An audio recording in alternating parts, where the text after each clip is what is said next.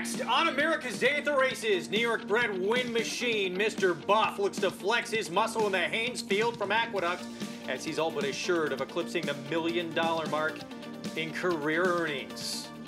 Lasting Legacy has won 3 of his last 4 starts, already a stakes winner.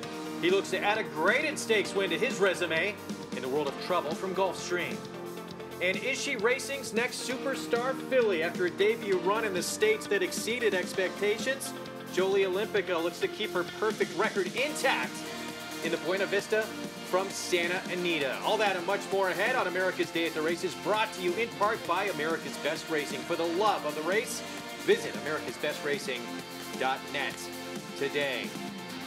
Hello, everyone, and welcome. I'm Greg Wolf. Good to have you here on Fox Sports 2. We're going to take you all across the country from New York to Florida to Arkansas to right here in Southern California, where a budding superstar filly takes the next step after a track record-setting performance in her States debut for a Hall of Fame trainer in the Buena Vista. Joining me here in studio, man who won 5 Buena Vistas in his career, Hall of Famer, 3-time Kentucky Derby winner Gary Stevens, our moneymaker, back from on location in New Orleans. You were there for Mardi Gras with the Risen Start. Jonathan Kinchin, former NHC Tour champ. How was New Orleans? It was good. I didn't know it was Mardi Gras before I went there, so I wasn't prepared, but I kind of worked it out. A little po' boy here, some other enjoyments, and it worked out. It was fun, a lot of fun. I wasn't sure. I'm glad you made it back to be with us. We're going to see a very intriguing filly this afternoon, guys. Jolie Olympica for Hall of Famer Richard Mandela. She beat the boys at a mile in a Group 1 in Brazil prior in her career, and then she sets a track record in her first start here in the States. What has impressed you most about her from what you've seen? Probably in the morning. She settled down a lot. She got very nervous in that first race in the paddock. Mike Smith got her calmed down. She stumbled leaving the starting gate in this 5.5 furlong race, and I think it was just a prep for today's event, going 2 turns. I think she's going to love the stretch out to the 2 turns, and she looks great in the mornings. And JK, she's got a rider on board who has had the magic touch over the course of his career with fillies and mares and Mike Smith. He has. He wore those silks and gave our man Gary Stevens all he wanted with Beholder and Songbird. Yeah, look, she's the type of filly where I didn't really think she was going to like the 5.5, and the fact that she stumbled away from there and still won so easy, and this is what she really wants, I think we could see something special today. Yeah, I mean, she was just under a light hand right in that race, and I think there's a lot more power than what we saw. One of the key opponents who is going to line up against her will not go today. That is Caressa. She's been scratched along with the 3 and the 5 couple of long shots. But it is all about Jolie Olympica. Can she take that next step? Her 3 wins in Brazil prior to that States debut. She won by a combined 13.5 lengths. Today's race schedule, again, we're going to be all across the country for you. It's presented by America's Best Racing. Aqueduct races 5 through 9. There's a $79,000 plus carryover in the late pick 5 that begins in that 5th, the Haynesfield, their feature. Gulfstream, couple of stakes races ahead. Oaklawn, down the Dusty Road Breeders are featured. And of course, Jolie Olympica at Santa Anita. As you take a look at our track conditions, you saw there as well. That brought to you by Naira Bets. Get signed up, started, play along. New Naira Bets members can earn up to a $200 new member deposit match under the promo code Big A and sign up at twice your original deposit. In 30 days, receive your initial deposit back up to $200. Bet any track, anywhere, anytime with NairaBets.com. Joining us now from New York Racing Association handicapper, Andy Serling. Thanks a lot, Greg. One of the fun things about the New York bred stakes in particular is it seems like they're always gathering of old friends, and a lot of horses in the race have run against each other. In fact, we have the first three finishers from last year's running of the Haynesfield in this year's running, but they're all running behind Mr. Buff, and Mr. Buff is clearly the one to beat. He's turned into a very, very good horse, and while the majority of his successes have been around 2 turns, there's no reason to believe he should have a problem with 1 turn. And you see his victory last time out in the Jazzle, and this is against Open Company as well, and you say, well, he was 75 cents to the dollar, he did what he had to do, which is fine, but he really ran very well. That pace was extremely fast, and the 2 horses that chased him early were the 2nd and 3rd choices, and they just just disintegrated around 5/16 of a mile of the wire. And Mr. Buff ran very well to be involved in that pace and still hold off the closers. He is in absolute peak form. He looks like the speed on paper. And even though he's got some competition, particularly from number 3, Honor Up, who won this race last year, he's way the horse to beat. Interestingly enough, we have the first, second, and third finishers from last year's running of the Haynesfield. Of course, that was Mr. Buff, and that's Honor Up, Cinderguard, and Twisted Tom. Interestingly enough, the Haynesfield, named for a very, very good New York bred, and Haynesfield won the 2010 Jockey Club Gold Cup over eventual Breeders' Cup Classic winner, Greg Blaine. Andy, thank you. That's a look at the Haynesfield. Mr. Buffy's won his last 4 against New York bred competition. Now he'll try and make it 5 for 5 as you take a live look at Hallandale Beach, Florida, and Gulfstream Park. 2 stakes races on the card this afternoon that we will bring you, including the Grade 3 World of Trouble Sprint, named after that sensational sprinter. For trainer Jason Service, he'll try and win this race today with Lasting Legacy, who is 7 to 5 on the morning line. We check in now with Acacia Courtney. For the Grade 3 World of Trouble Sprint, one of 2 stakes we have on tap today at Gulfstream Park. Now, we did have some rain overnight and this morning, but thankfully the sun is out now, which definitely is what we're all looking for on this beautiful afternoon. And of course, we do have a little bit later on the Any Limit, as well as we'll see 2 daughters of Into Mischief going head-to-head with Frank's Rockette and Sound Machine, who's had the recency here locally for Saffie Joseph Jr. And earlier in the day, our co-feature will be the Grade 3 World of Trouble Sprint, as Jason Service will try to live up to the horse that this race is named for, with 2 runners, including Lasting Legacy and Admiral Lynch. All of that and more coming up at Gulfstream Park. Acacia, thank you very much. So, Lasting Legacy for Jason Service. Of course, he trained World of Trouble, and it looks like he has the horse to beat in the race named in that horse's honor. What do you think of Lasting Legacy today? I like Lasting Legacy, but Jason Service, and you see this so many times, guy has 2 horses in a race, one of them heavily favored over the other one, and it's the other horse that wins, so beware. Now that would be Admiral Lynch, the 4 at 7 to 2, and your horse coming off a pretty big win at Penn National. No, absolutely. You have to, Jason Service first time is always, it's an angle you have to keep an eye out for. You could expect the horse to improve, but I thought it was all Lasting Legacy. If he runs one of his last 3 races, this race is over. We go to Oaklawn in Hot Springs, Arkansas. 3rd race, just a minute to post. It is the entry right now, and both halves of the entry have a chance to win this race. Favored at 8 to 5, 6 furlong sprint, $25,000 maiden claiming race. Guys, I thought it was the entry, and both parts, as mentioned, are tough. Really, against the 7 Flashes Silver, it looks like he's going to be awfully tough as well. Yeah, Mayan goes the 1 horse here. Coming first time that he's run for this kind of a price, was claimed maiden 42 back. At Woodbine, Norman McKnight, this is kind of his MO. Get a race into him, drop him. 2nd race at Oaklawn Park. And the other half of the entry for M&M Stables, Robertina Deodoro, hitting at 38%. Blinkers go on. This horse that he claimed last time out, he was beating double figures for 25, but expecting to improve today. Yeah, this is tricky. M&M Racing, obviously really successful down at Oaklawn. 2 typically high percentage trainers in Norm McKnight and Robertino Deodoro. The only difference is Deodoro's going good right now, and Norm's not going so well. He's 6% for the meet. So the entry was a fade for me just because I know they're going to take a lot of money. I thought it was between the 3 and the 9 Road Game with a little bit of the cutback, and then the 9 Greater Cairo. Just been really unlucky in his last 3 to 4 starts, and I think maybe you could get a nice price on that one. Well, and the 7 horse also Flash of Silver, Wayne Catalano making that drop from maiden special weight, ran at Fairgrounds in January. Martin Garcia moved his tack to Midwest last summer, and 5 to 2 right now. Yeah, I'm surprised. I thought he would be the horse to beat. Right now, he's 2nd choice on the board. The 7 Flash of Silver. Vic Stauffer with the call. Here's the 3rd from Oaklawn on America's Day at the Races on Fox Sports 2. They're at the post. They're off.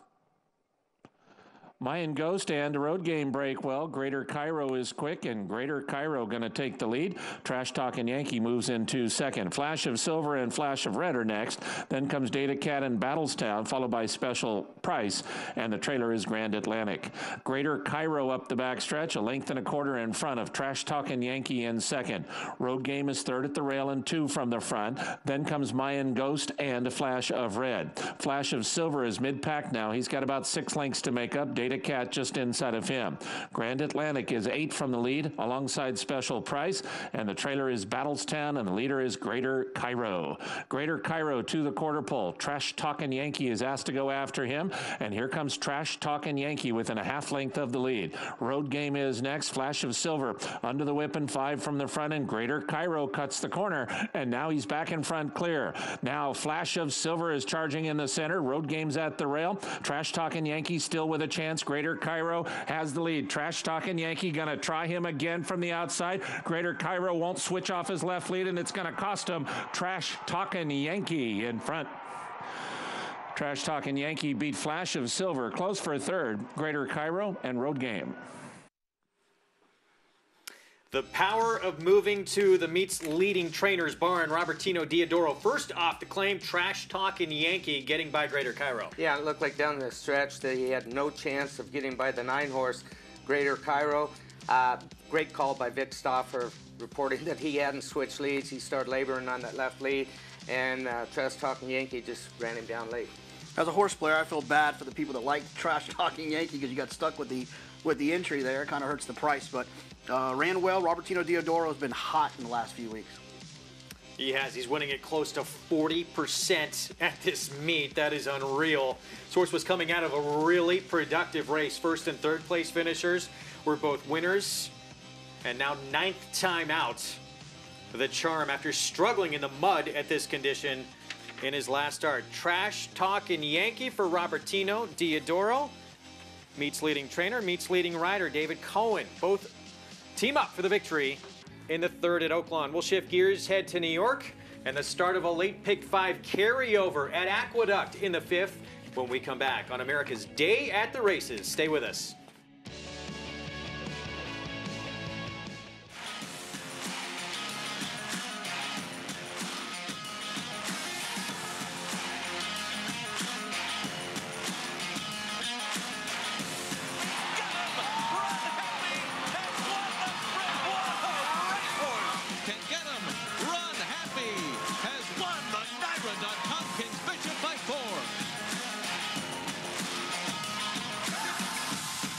Run Happy, standing at Claiborne Farm.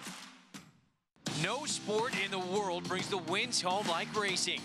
It's one-of-a-kind, high-speed, high-stakes action, and Naira Bets takes you there. Place your bets and watch the races live from anywhere. With Naira Bets, make easy, secure deposits and promotions every day to earn reward points or cash. Download the Naira Bets app or visit NairaBets.com. New members earn up to a $200 deposit match with promo code Big A at NairaBets.com. Grade 1 winner and track record setter Lee. Like their sire, his first crop runners have excelled on both dirt and turf, including stakes winner and graded stakes performer Muskoka Gold and 2-year-old stakes winning filly Vast, with juveniles selling over $400,000 and yearlings bringing up to $650,000. The sky is the limit for this promising young stallion. Lee, standing at Claiborne Farm.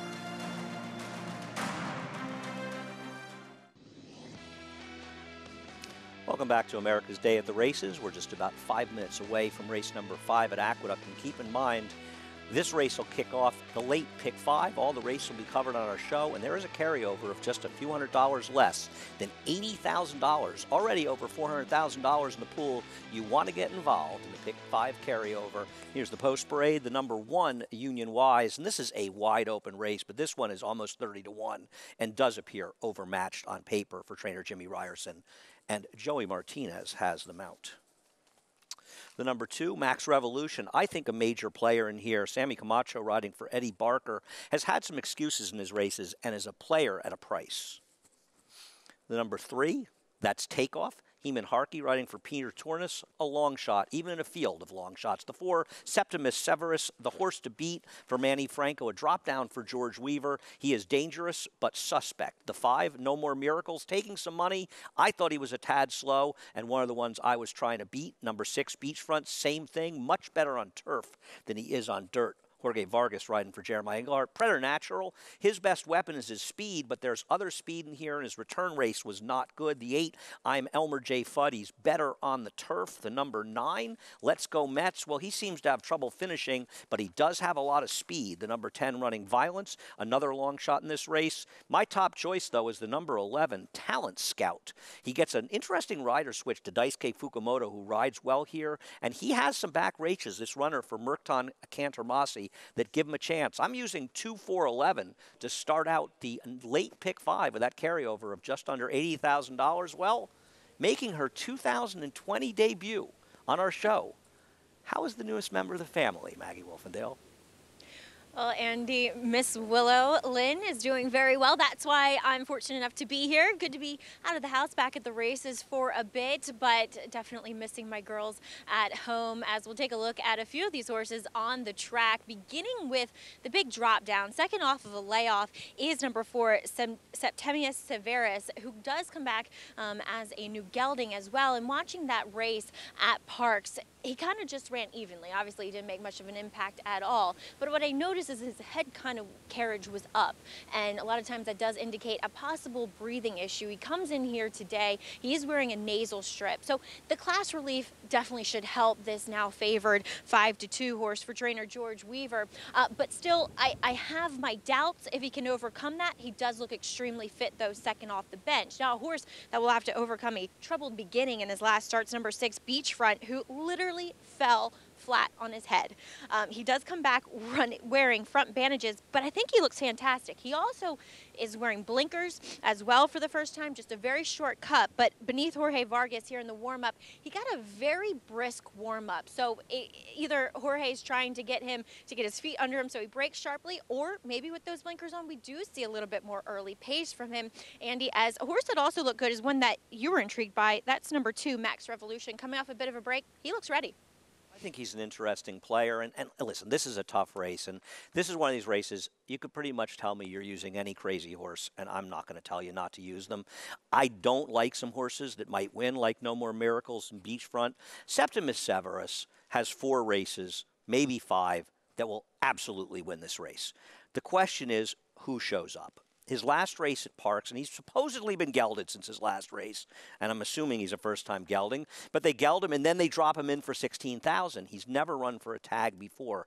His last race against Pennsylvania breds, and keep in mind, he's eligible for those races, Severus did not have the right trip that day. But he also got a 44 buyer, and he's a short price in an open race, one to beat, but I want more prices, and one of the prices I like is the 2 Max Revolution, who 2 and 3 back, didn't have the best of trips, not terrible trips, not the best of trips, and he ran speed figures, buyer speed figures, that are competitive, if not better than most horses in here. Last time out, he was wide to nowhere, and he did run poorly, but he's good enough to win in his 2 and 3 back races, and better than that, he's 12-1. So he's an absolute use for me, as is the 11 Talent Scout, and I'm glad to see this horse got a rider change. The 7-pound bug rider was supposed to ride him, not familiar with him, didn't make his mounts today. He came in on Talent Scout. Talent Scout gets Daisuke Fukumoto, who has really done well in the limited amounts that he has gotten here. And Talent Scout, he didn't run well last time, but it was a good rail, and he was off the rail. And he had an excuse of running against better horses on a sloppy track, going a mile 2 back. And he's another horse that has races that are good enough to win this race. And he's also a very big price. So I'm looking to use the favorite, Septimus Severus, but I'm going to use some long shots with him. The 2 Max Revolution and the 11 Talent Scout is my top choice. Greg, I think this is a very good race to fool around. The kind of race where I'm sure you have some crazy ideas at prices. Yeah, I mean, it seems completely wide open, and I don't think anyone can really fall in love with a 2-1 favorite in here, Septimius Severus. We want to remind everyone, next Saturday, special coverage of the richest race ever in the sport, special time of noon Eastern for the Saudi Cup with the likes of Maximum Security, McKinsey, Mucho Gusto, and Midnight Bisou taking on the boys. You'll see it on Fox Sports 1. It is presented by Run Happy with limited commercial interruption. We look forward to bringing you that next Saturday again. Special early start time of noon Eastern. We're looking at the favorite, the 4-horse, to start off this late Pick 5. That was the 4, Septimius Severus, who just went by off a 10-month layoff. Not a lot to like about that comeback race.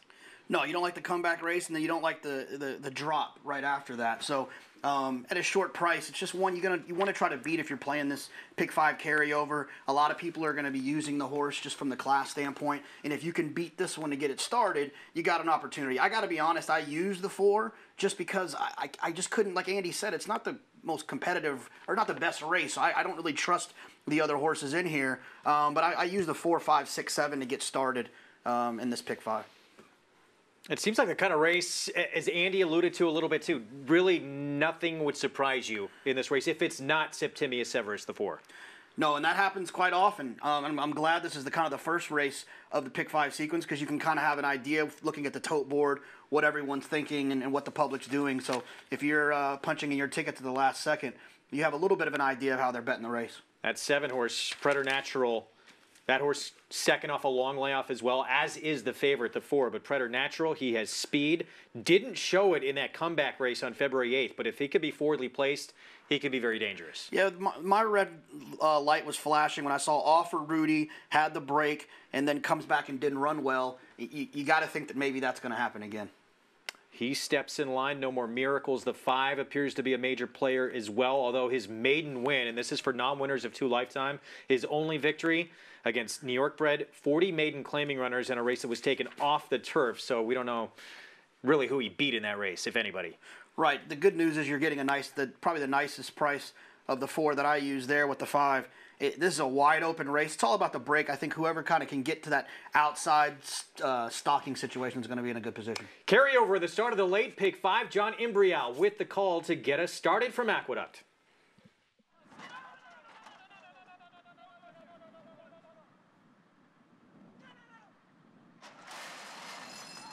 And they're off. And it is Septimius Severus who goes out for the lead. Beachfront is there along with No More Miracles. And on the outside, it is a Preternatural. Down at the rail, the gray Union Wise runs in 5th. Then it's Takeoff next in 6th. Let's Go Mets on the outside runs in 7th. Elmer J. Fudd is next in 8th, followed by Max Revolution.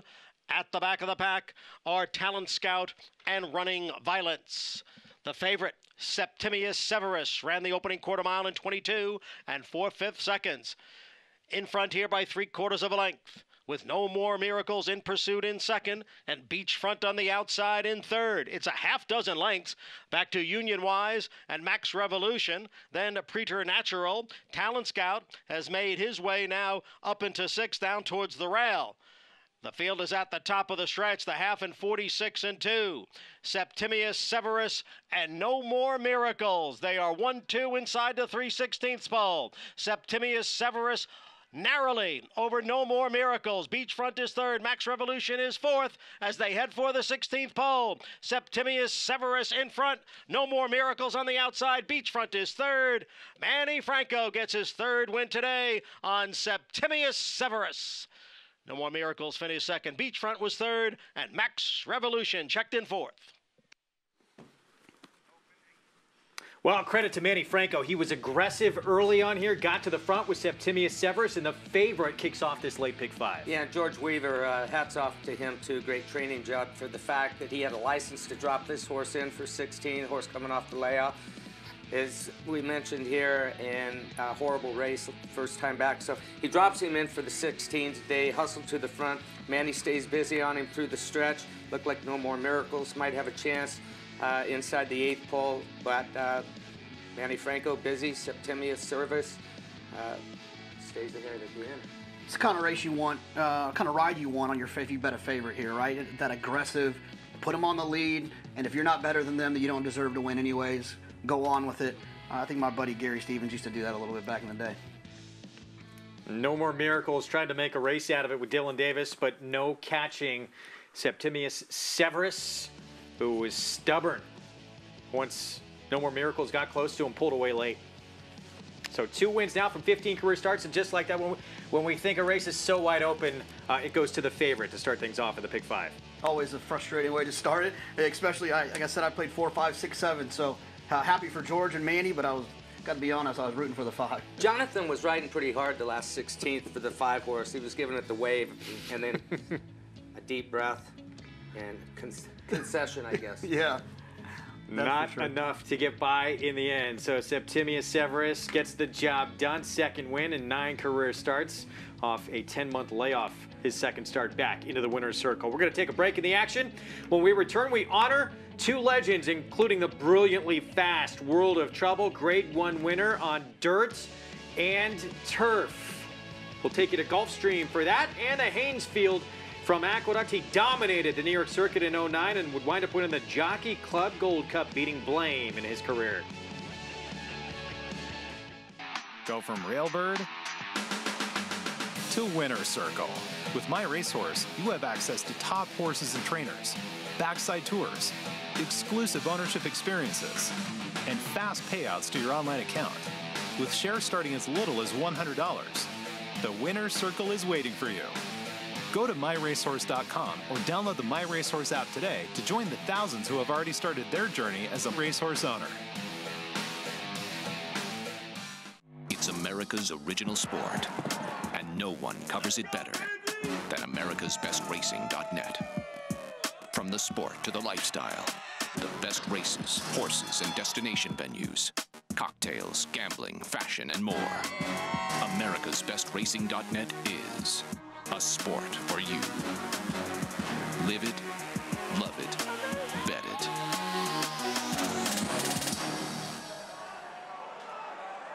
Smiling Tigers Championship sire performance continues. Each of his first 3 crops has produced a Horse of the Year, including California Horse of the Year Spiced Perfection and 2019 champion 2-year-old male El Tigre Terrible. 14 6-figure earners, including 7 with single-season earnings surpassing $100,000 in 2019. California's #1 second crop sire in 2018 and now #1 third crop sire of 2019. Smiling Tiger, standing at Harris Farms. Visit SmilingTigerStallion.com for more information. It pays to be Cal-bred. Racetrack Television Network brings you every race, from every track, on every screen, every day. With monthly packages starting as low as $5, RTN gives you great value and access to more live HD streaming and race replays than anyone. Visit RTN.tv today to sign up and watch on almost any device, including Roku and Amazon Fire. Use promo code TRYRTN for a 5-day free trial.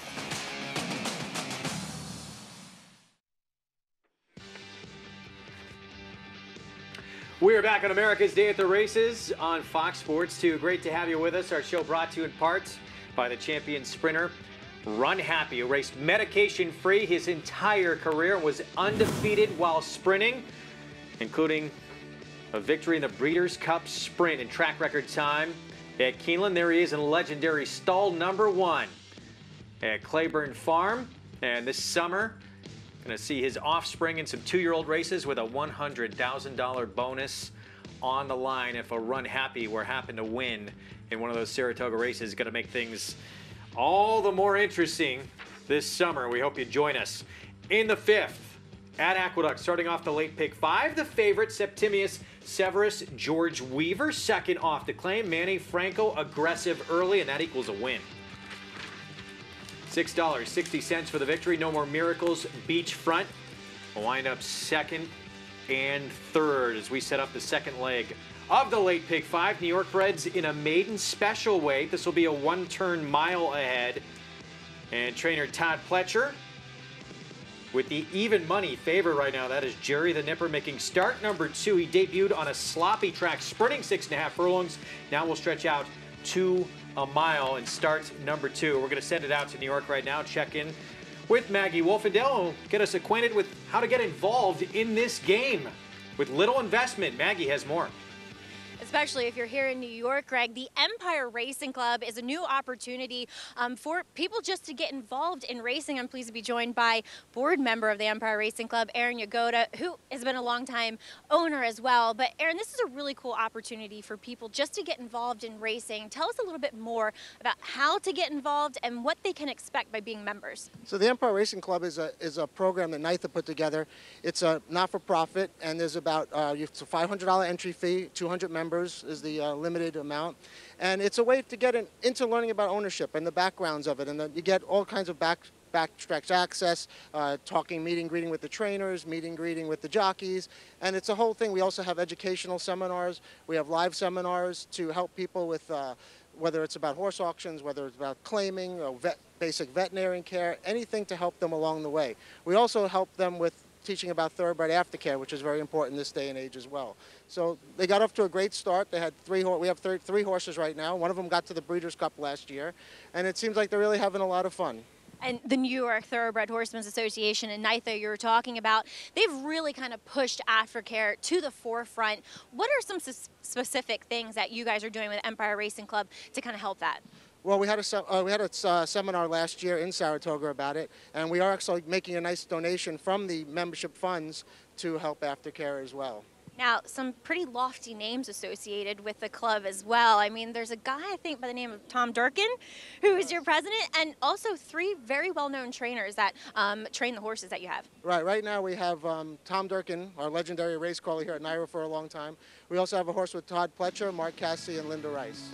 Well, that's really exciting. Well, Aaron, thank you so much for your time, and best of luck with the Empire Racing Club. Thank you very much, and please join. You'll have a great time. It's a great way to get an inexpensive lesson for an expensive hobby. That is the truth. Greg, I know I caught up with a lot of the members up in Saratoga. They were definitely having a blast up there. Man, it's just fun to be part of a group like that and get introduced to the game and really own a little piece of an individual franchise, which you really wouldn't be able to do in any other sport. They mentioned Tom Durkin, of course, he's part of that group as well. Longtime voice of the Triple Crown and New York racing. So a lot of fun, good way to kind of get involved without putting a lot of money forth, and then you're going to get hooked, and then you're going to see we got to go big time. Yeah, you know, he hit the nail on the head when he said it's an expensive game. It is very expensive, and they can diversify a little bit, have a lot of different horses, and they've got 3 great trainers. And I love that they have the seminars to explain certain things to the group and move forward. And a lot of these people, after joining up for a small price, they'll branch out on their own and make more investment into this great sport. I've had a lot of friends who go to the racetrack on big days, Travers Day, whatever it may be, and I've had people who know this sport very well give seminars. They just want winners. So you got to give them winners, and as long as you do that, usually the group's happy. Yeah, you think it's fun to watch a horse that you bet on turn for home. Owning a little piece makes it even better. I owned 0.5% of a Grade 1 winner, and that was one of my most memorable days at the racetrack when he won up at Woodbine, long on value. So yeah, sharing it with a group of friends, getting your picture taken, it's all part of the experience, and that gives you a chance to do it with the Empire Racing Club. We're going to take a break in the action still to come. Couple of stakes races from Gulfstream Park, including the Grade 3 World of Trouble Sprint. And Lasting Legacy had put together 3 consecutive victories. Still looking for that first graded stakes win. That's coming up.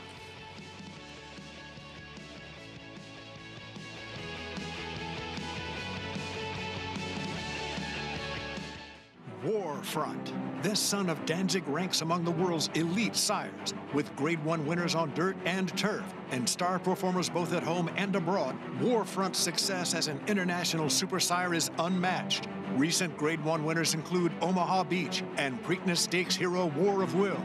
In the auction ring, Warfront was the #1 sire by highest average at Keeneland September, with yearlings commanding prices up to $2.9 million. Warfront, standing at Claiborne Farm. No sport in the world brings the wins home like racing. It's one-of-a-kind, high-speed, high-stakes action, and NYRA Bets takes you there. Place your bets and watch the races live from anywhere. With NYRA Bets, make easy, secure deposits and promotions every day to earn reward points or cash. Download the NYRA Bets app or visit NYRABets.com. New members earn up to a $200 deposit match with promo code BIG A at NYRABets.com. What I like best about Run Happy Sire, he showed so much brilliance to win the grade ones that he won, different racetracks, and he was competing against the best horses that made it look easy. When I first heard about the bonus, I thought it was good for everybody, buyer or seller, gets everybody on the same page, that there's a lot of enthusiasm with the horse already, and I think that just helps add to it. I think these Run Happies, the public already wants to like them. That's a great thing, and I think that's a little icing on the cake for the whole deal. Run Happy, standing at Claiborne Farm. You're watching America's Day at the Races on Fox Sports 2. Live look at Oaklawn Park in Hot Springs, Arkansas. And they are part of a cross-country Pick 5 that begins at 4:15 Eastern Time this afternoon. Jonathan, Oaklawn, Tampa, Aqueduct, all part of the sequence. Yeah, I love these cross-country bets. I think it's a lot of fun to be able to kind of hop around and pick and choose some of the races from some of the great racetracks around this country. Look, I think the sequence probably centers around the race 7 at Oaklawn, the middle of the Pick 5, where you get Nick's Go, who was a Breeders' Cup contender at one point, comes back switching barns to Brad Cox. So you have to decide what you want to do there. I'm going to lean pretty heavily there and fade my 6 Cents, who should be a big favorite in there, who I think got a pretty good setup last time on a good part of the racetrack. And so I think there's a value builder there by fading that horse that'll likely be favored. In the first leg at Tampa in the 8th, I would make sure you keep an eye on a horse by the name of Thinking Cowtown. Had a really crazy trip last time on Pegasus Day, almost clipped heels, almost went down. And so I think that he's going to run a lot better today. And then in the last, at Oaklawn Park 9, there's a long shot in there, the 4, Dutch Threat. I would go ahead and throw that one in the mix, and should be fun. A majority of the races will be here on FS2, and if you can't watch them here, you can hop over to your Naira Bets account and watch the rest of them. Cross Country Pick 5 brings the best racing from across the country all together in one bet. It begins with the 8th at Tampa, 4:15 Eastern, and of course includes Aqueduct and Oaklawn. We're going to head back to South Ozone Park right now. Check in again with Maggie Wolfendale. Thanks, Greg. And here in the paddock for this maiden, we'll see a couple horses stretching out in distance for the first time, going that one-turn mile. And we'll begin with the second time starting Todd Pletcher, runner. That's number 4, Jerry the Nipper, who did debut on a sloppy track last time and finishing second. Now, the family, they are ones that do have an affinity for a wet track. So he's going to have a fast one here today. But nonetheless, he does look like a horse, the son of Liam's Map, who should appreciate going longer. The family also very good with their dirt routers too, and he just looks very well turned out overall, very fit, and a much more even build with a bigger leg to him, which indicates that he really should not have a problem with this mile from the 6.5. Now, number 3, Which Way to Malibu, he'll stretch out to a route in his 4th career start. Now, last time, very disappointing effort to say the least. He did get really wound up that day in the paddock, completely washed out, shaking, nervous. Today, he is accompanied with the pony. He's gotten a little hot under the collar, but he's holding it together a little bit better with having the pony in front of him. He's got cotton in his ears. Now, as far as stretching out in distance, I wish he felt a little bit more convincing, but maybe he gets to the lead. Maybe he finds himself kind of out there setting his own fractions. I will say there is an improvement, though, Greg, from last start to this start, and hopefully he's going to need to improve over that last effort. Maggie, all right, thank you very much. We're 10 minutes away from the 6th here coming up. Kicks off the late pick 4, by the way, at Aqueduct. You can also play the 50-50 promo on the Naira Bets app today to earn a $10 bonus, regardless if you win or lose. To earn your bonus, just bet $50 at Aqueduct and $50 at Oaklawn on the Naira Bets app, and you'll earn that $10 bonus. Go to nairabets.com for all the details.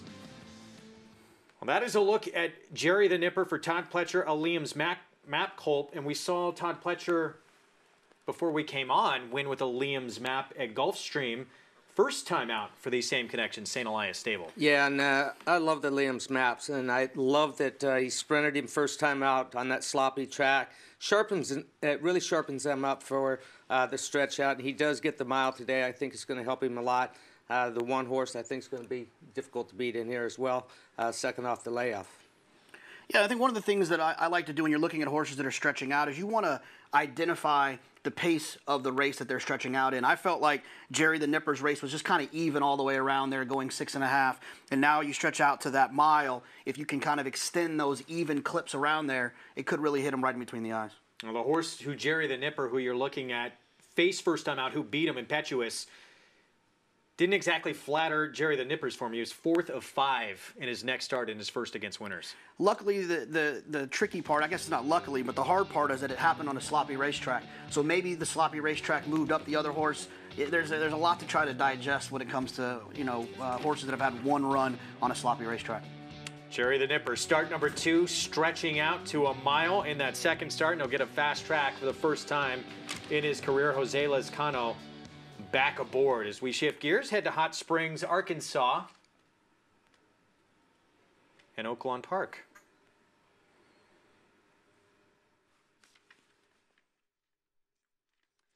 So coming up in this spot, $6,000 claiming race, mile and a 16th.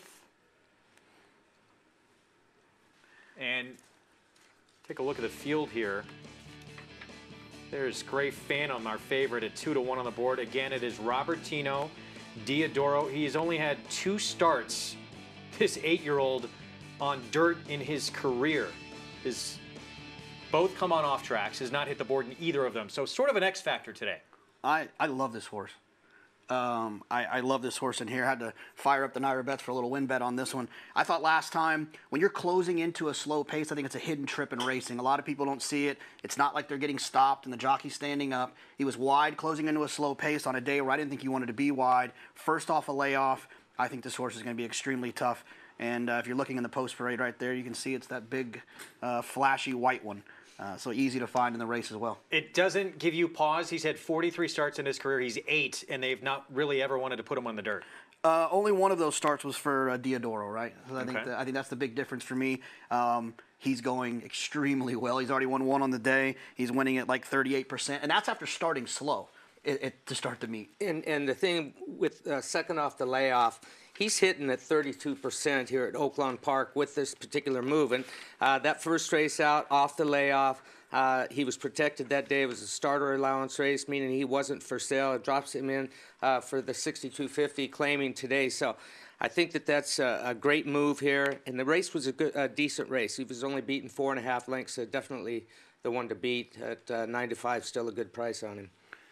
And I like the fact that he's kind of, he's drawn in the middle of the field, but I think he'll get that outside speed trip, I think, which is a phenomenal trip at Oaklawn. Gary, I know you spent a lot of time riding there. I've always felt like that outside speed stalking trip is where you want to be. Yeah, and that's what he's going to get in Orlando Mojica. He's an aggressive rider early on. He's having a great meet. He's teamed up with several winners for Robertino Diodoro at this meet already, the young meet. And I like the way that he rides, and I'm with you. I think he's going to set a great trip.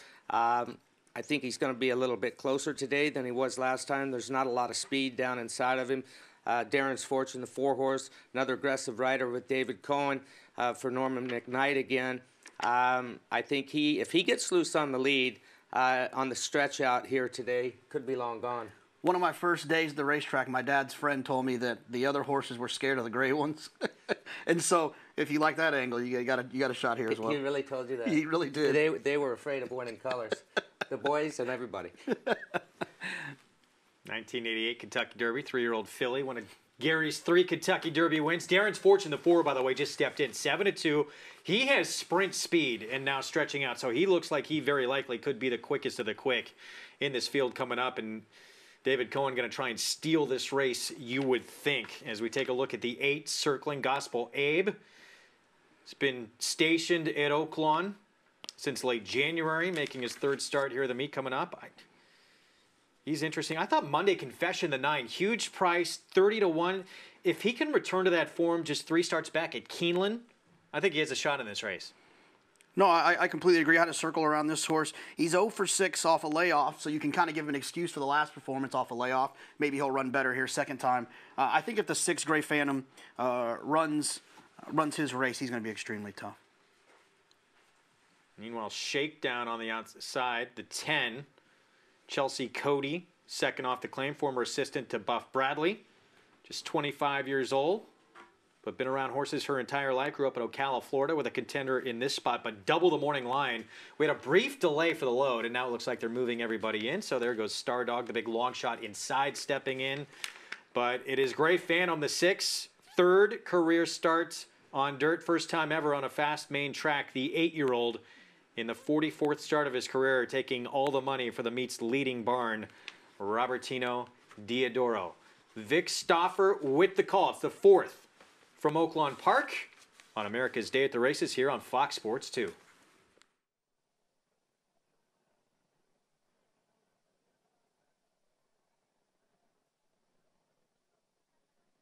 Esposito. Omen of Change.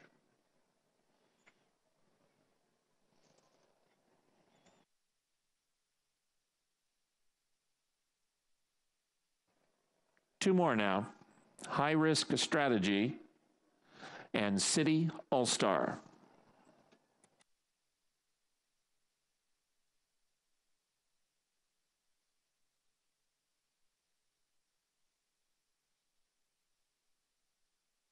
They're at the post. They are off. Slow start, City All-Star. Fast start, Esposito, who goes for the front from Omen of Change. Opportunistic and Gray Phantom close up. Darren's Fortune in a tight spot. He had to get off heels, and he's still a bit rank in behind horses. Oh, Darren's Fortune's in a mess of a tough spot. To the outside, and Gospel Abe passed by High Risk Strategy. Next, it's Shakedown, and at the back of the pack are Star Dogs, Switherall, and alongside those two, as they turn into the backstretch, is Monday Confession. So they turn into the backside, and Omen of Change has opened up a big lead here. Omen of Change is now 3.5 or 4 in front of At the Rail and Opportunistic, and just outside of him goes Switherall. Then it's a length and a half further back to Gray Phantom. Monday Confession is now midfield and about 4 from the front. Finally, Darren's Fortune has settled down. He's got 6 lengths to make up with High Risk Strategy outside of him. Then comes Gospel Abe, 2 back to Shakedown. Then Star Dog, and way at the back of the pack, it's City All-Star. They leave the backstretch. Omen of Change has the lead, just by a length and a quarter now, as Esposito and Opportunistic are second and third. Here's Opportunistic to put his head into second. Darren's Fortune is at the rail, passed by Gray Phantom, and there's Gray Phantom and Monday Confession moving up. Gospel Abe still has 6 lengths to close. He's got some forward momentum, but at the top of the stretch, it's still Omen of Change and Esposito. Omen of Change, a half length in front of Esposito in second. Opportunistic is third. Gospel Abe continues to close, but he's still 4 lengths behind the new leader, Esposito. Esposito now a length in front. Omen of Change is second. Opportunistic and Gospel Abe. Esposito and Omen of Change. Esposito.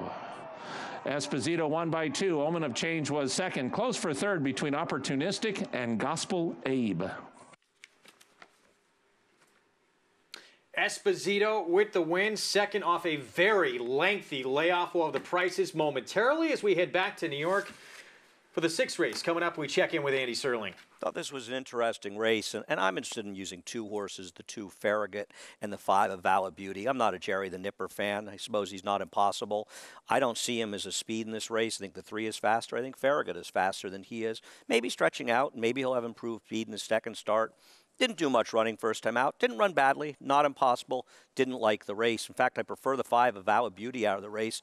Valor Beauty took a lot of money to be 6-1. A Pletcher Firster like Jerry Nipper has to be 3-1 or less. Whereas a Valor Beauty could have been any price. He was down towards the inside in the stretch, which did him no favors. And I actually think he's going to run much better with blinkers on in his second start. However, the 1 and 2, Ain't It Funky Now and Farragut, come out of the same race. And while Ain't It Funky Now finished second, beaten just a half length, Farragut was about 2 lengths behind him, but Farragut did all the dirty work in that race. If you look up the other speeds in that race, they finished 8th and 9th, beaten a pole, and Farragut gets a rider switch to Eric Cancel, who's having a sensational meet here at Aqueduct, and I think that Farragut is possibly the speed, but also think he's very much one of the horses to beat. I like his chances in here as we head down one final time as they go to the gate to see Maggie. Andy, I couldn't agree with you more in regards to number 2 Farragut in here. He ran valiant in defeat considering the dynamics of that race. As you were just saying, he does have some other horses to deal with as far as stretch outs that concern me as far as his early speed is concerned. But on the other hand, he was definitely the sharpest horse in the paddock and during the post parade. We'll see if he can secure that early lead beneath Eric Cancel towards the inside. Greg? Maggie, thanks. So we'll see if second time going a mile for Farragut, that experience behind him, pays dividends here. He did have to battle that early pace last time out. Just the second start of his career. He should be better for it this afternoon from post 2 with Eric Cancel. As Andy mentioned, having a tremendous meet. Here's the 6th. From New York, it's the start of the late pick 4. John Imbrial with the call. The Jerry the Nipper, the 4 for Todd Pletcher, the favorite. Just waiting now on the long shot first-time starter, number 8, MC Prime. All 4 races in the late pick 4, going the 1-turn, 1-mile distance here at Aqueduct. Again, still waiting on that final horse to go in. Jockey Manny Franco looking for his 4th win today. He's riding number 1, Ain't It Funky Now. And again, the first-time starter still hesitant to go into the starting gate. We will have a field of 7 going the 1 mile. MC Prime is now in, and we're just about set.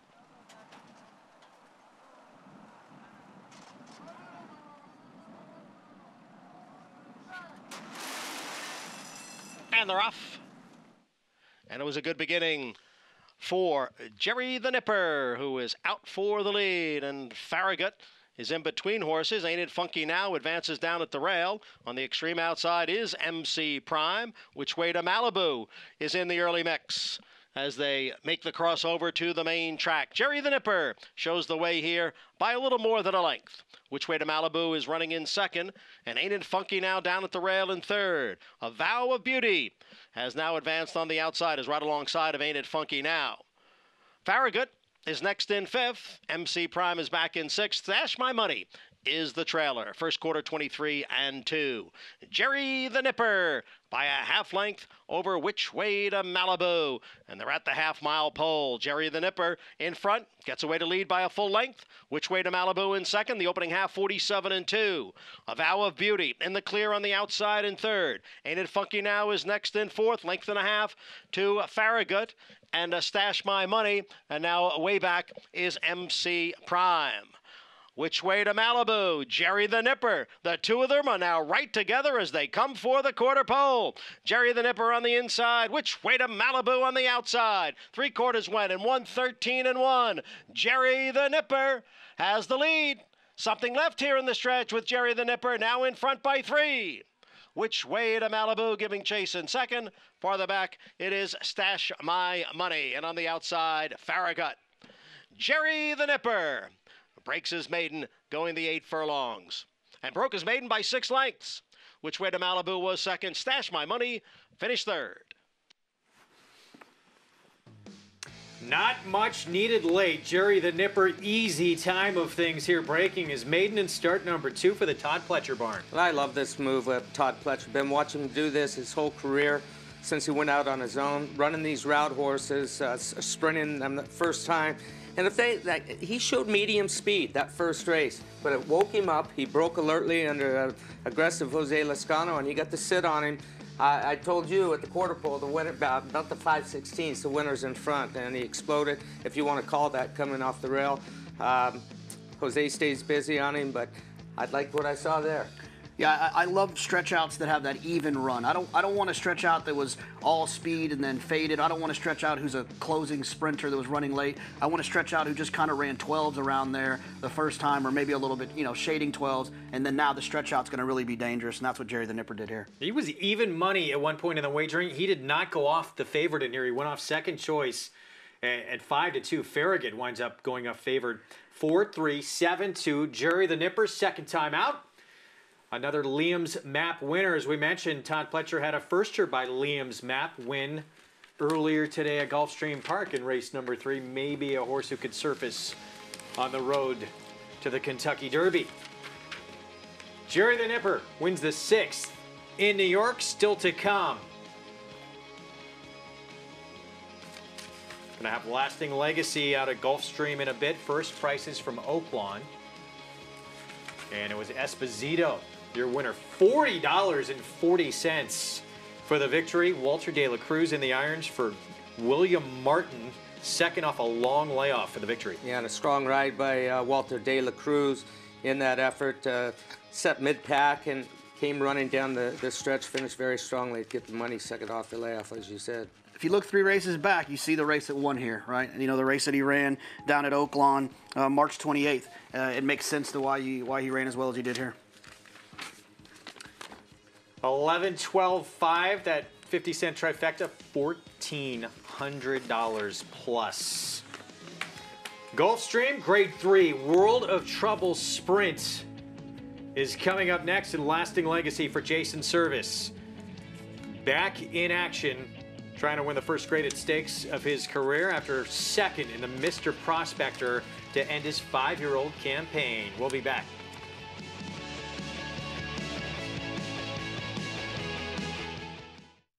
Coming on strong. Minute to stardom. On top, coming down to the final 16th, opening up a 2-length lead. My love for you. Wild About Star, shining big here in Berry 1. Oh, why did I wrong? Testing 1 2. The Star Guitar Filly leads Champagne Diva close to home. It's testing 1 2. Feel my love for you. Coming on strong. It's America's original sport, and no one covers it better than americasbestracing.net. From the sport to the lifestyle, the best races, horses, and destination venues, cocktails, gambling, fashion, and more. americasbestracing.net is a sport for you. Live it, love it, bet it.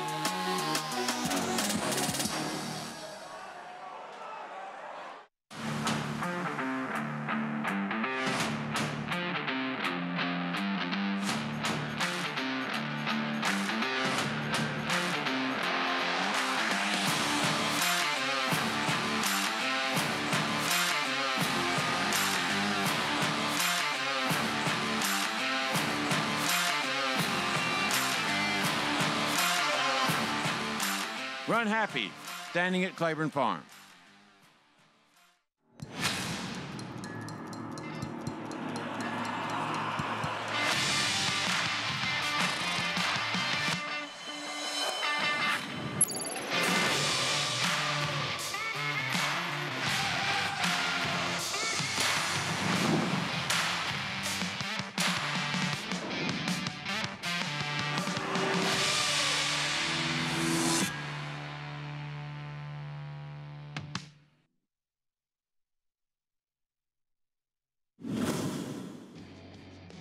World of Trouble turns for home after a 43.85 half. Belvoir Bay on the move on the outside, trying to run down World of Trouble with a furlong to run. Disco Partner is third on the far outside. Then it's Ohm toward the rail. World of Trouble keeps on going. Opens up 2. Ohm on the inside. A late bit into second. World of Trouble and Manny Franco win the Jaipur. And that win in last year's Jaipur for World of Trouble made him a Grade 1 winner on both turf and dirt. Part owner Michael Dubb said a lot of people thought he was crazy to pay $160,000 for a horse who broke his maiden for $25,000. Well, he'd go on to win $1.25 million for Dubb and Company. Man, Not he was bad. a special horse. I loved the versatility of getting to get the Grade 1 on the dirt, get the Grade 1 on the turf. It takes a special horse to do something like that. 8-time stakes winner, Grade 1 winner on turf and dirt, and having done that, appropriate the Gulfstream named 2 stakes in his honor. 1 on turf that we saw back in this winter, and now the 1 on dirt coming up here in the Grade 3 World of Trouble. As you take a look at the field, lasting legacy for Jason Service, who trained World of Trouble. The 1 to beat, heavy favorite. We check in with Acacia Courtney, standing by with a special guest. I'm joined by Harriet Sawyer from Epic Racing, and we're talking about Epic Dreamer. And Harriet, you had mentioned to me that the question with this horse had been trying to figure out what his best distance is. Yes, definitely. We were hoping for the Kentucky Derby last year. We shipped him to Oklahoma. He ran on the Holy Bull, but in the end, he's an amazing sprinter. So we think he's found his niche, and we're going for it. He was so good 2 starts back when sprinting, and you mentioned he really is such a striking horse to look at. Does that give you a little bit more confidence with that race 2 back? Well, that's who he is, but I have to say the next race, he came back with a high elevated white blood cell count. So he was, even though he didn't seem sick, he was very sick for that race. And now he's back on his toes, and we're excited about today, and we're hoping for the best. With the inside post, where would you like to see him early on in the race? Well, he'll be in the lead early on. All right, we know his running style. Harriet, thank you so much. Best of luck today. You're welcome. Okay, best of luck to everybody. That's Harriet Sawyer from Epic Racing. We'll look for Epic Dreamer coming up in a little bit, Greg. Acacia, thank you. It's going to be a rider change. It'll be Javier Castellano. Jose Ortiz off the rest of his mounts this afternoon. Had a bit of a wrist issue after a spill earlier today, and she made no bones about it. We are going to be on the lead in front. I love the information that we just got right now with that interview. Sick last time out, and the jockey changed today. Says he'll be on the lead. Trainer Kelly Breen, always dangerous with these types. 7-1 right now. Big win last time sprinting. That was back on December 8th right here at Gulfstream. The horse to beat, the 3-5 favorite. That is Lasting Legacy, trained by the man who trained World of Trouble. That's Jason Service. And even though he got beaten, that Grade 3 Mr. Prospector, JK, finished ahead of a 4-time Grade 1 winner in Imperial Hint. Right, I think those last 3 races, all 3 of them are good enough to win this race. And I think if he runs that race, obviously it's a race that's important to Jason Service, should get a good trip sitting right outside of Epic Dreamer. 5 for 9 in his career. Again, this would be his first graded stakes win. Here is Sweet on the Ladies, trained by Henry Colazzo. He's 0 for his last 18 over the last 2 years. Yeah, he's a big price in here at 35-1 right now. He's going to have to take a miracle for him to win today. Well, the man who co-owned World of Trouble co-owns this one, Admiral Lynch, the other Jason Service runner. Yeah, you mentioned the Jason Service. First-time Jason Service will need the improve that you see with Jason Service first-timers. Jackson at 8-1 for Jose Pinchin.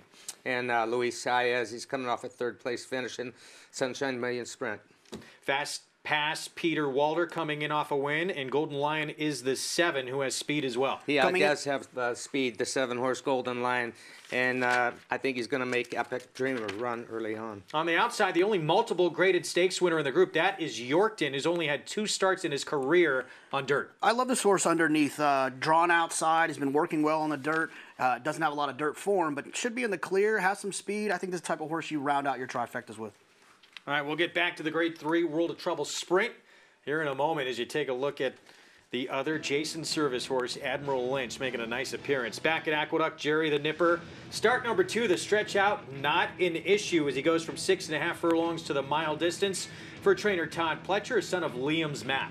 Yeah, and he looks like he'll go even further. That long stride, he was hitting his best stride. As Jonathan said, those even fractions, he just clicks out. And I'd like to see him going out to a mile and 16th next time out. Race 7 is next. It is a 1-turn mile. It is for New York breds, an allowance optional claiming field. Joe's Smoking Gun, one to beat on the morning line, and the current 9-5 favor right now for Linda Rice. Loves Aqueduct, 4 for 8 in his career in South Ozone Park. Well, this one coming up for you next from New York. And of course, a reminder, next Saturday, the richest race in the history of the sport, special early start time. Noon Eastern, $20 million Saudi Cup. It'll be on Fox Sports 1, presented by Run Happy with limited commercial interruption. We hope to see you next Saturday. Again, noon Eastern start time. We'll be back with more in a moment.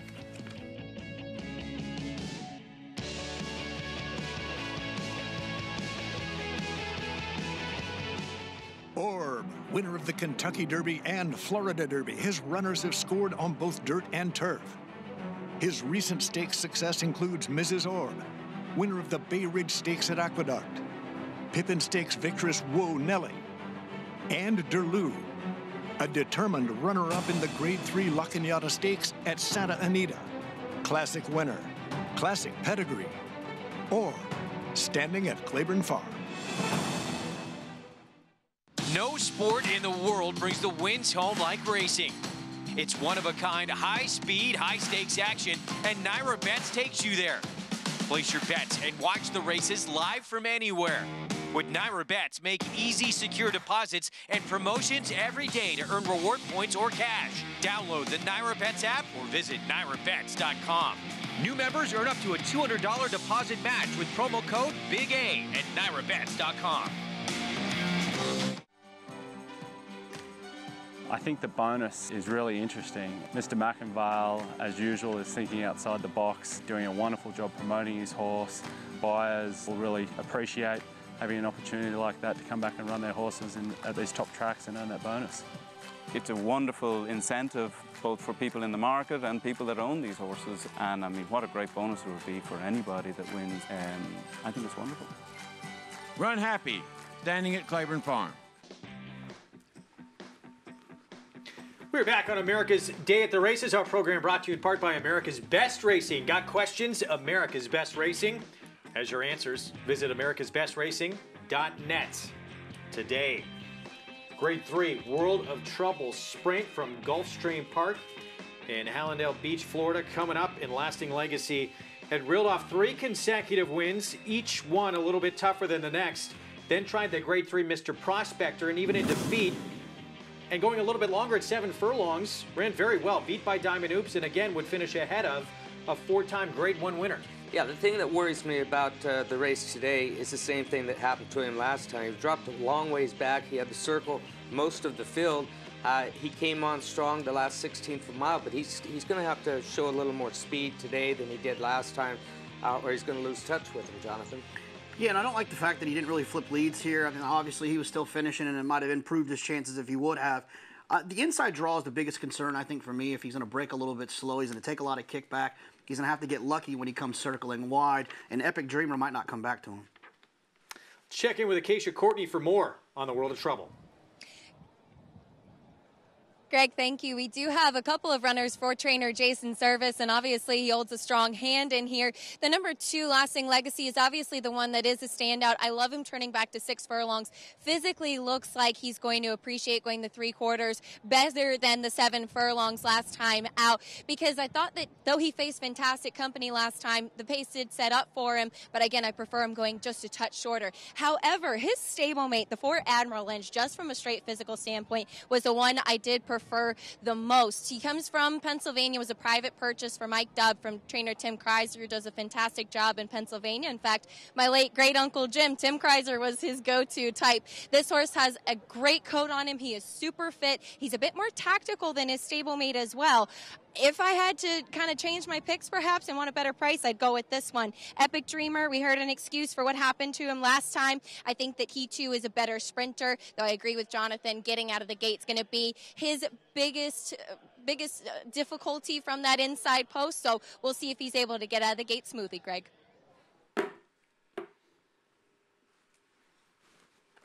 Acacia, thank you. Loading up 3 to 5 on Lasting Legacy. Stablemate Admiral Lynch. You heard from Acacia. She liked the looks of this one better. And Admiral Lynch, one of quite a few, actually have some speed in here. It's not just all about the 1 Epic Dreamer. And he's going to show more speed first time service. I got to tell you, I love the 8 Yorktown at the price, drawn outside with the information we got about Epic Dreamer being sent. I think that horse makes the most sense at the price that he's at. Oh, he's never won on dirt, but Connection said based on how he's trained on dirt, they wanted to give him another shot at it.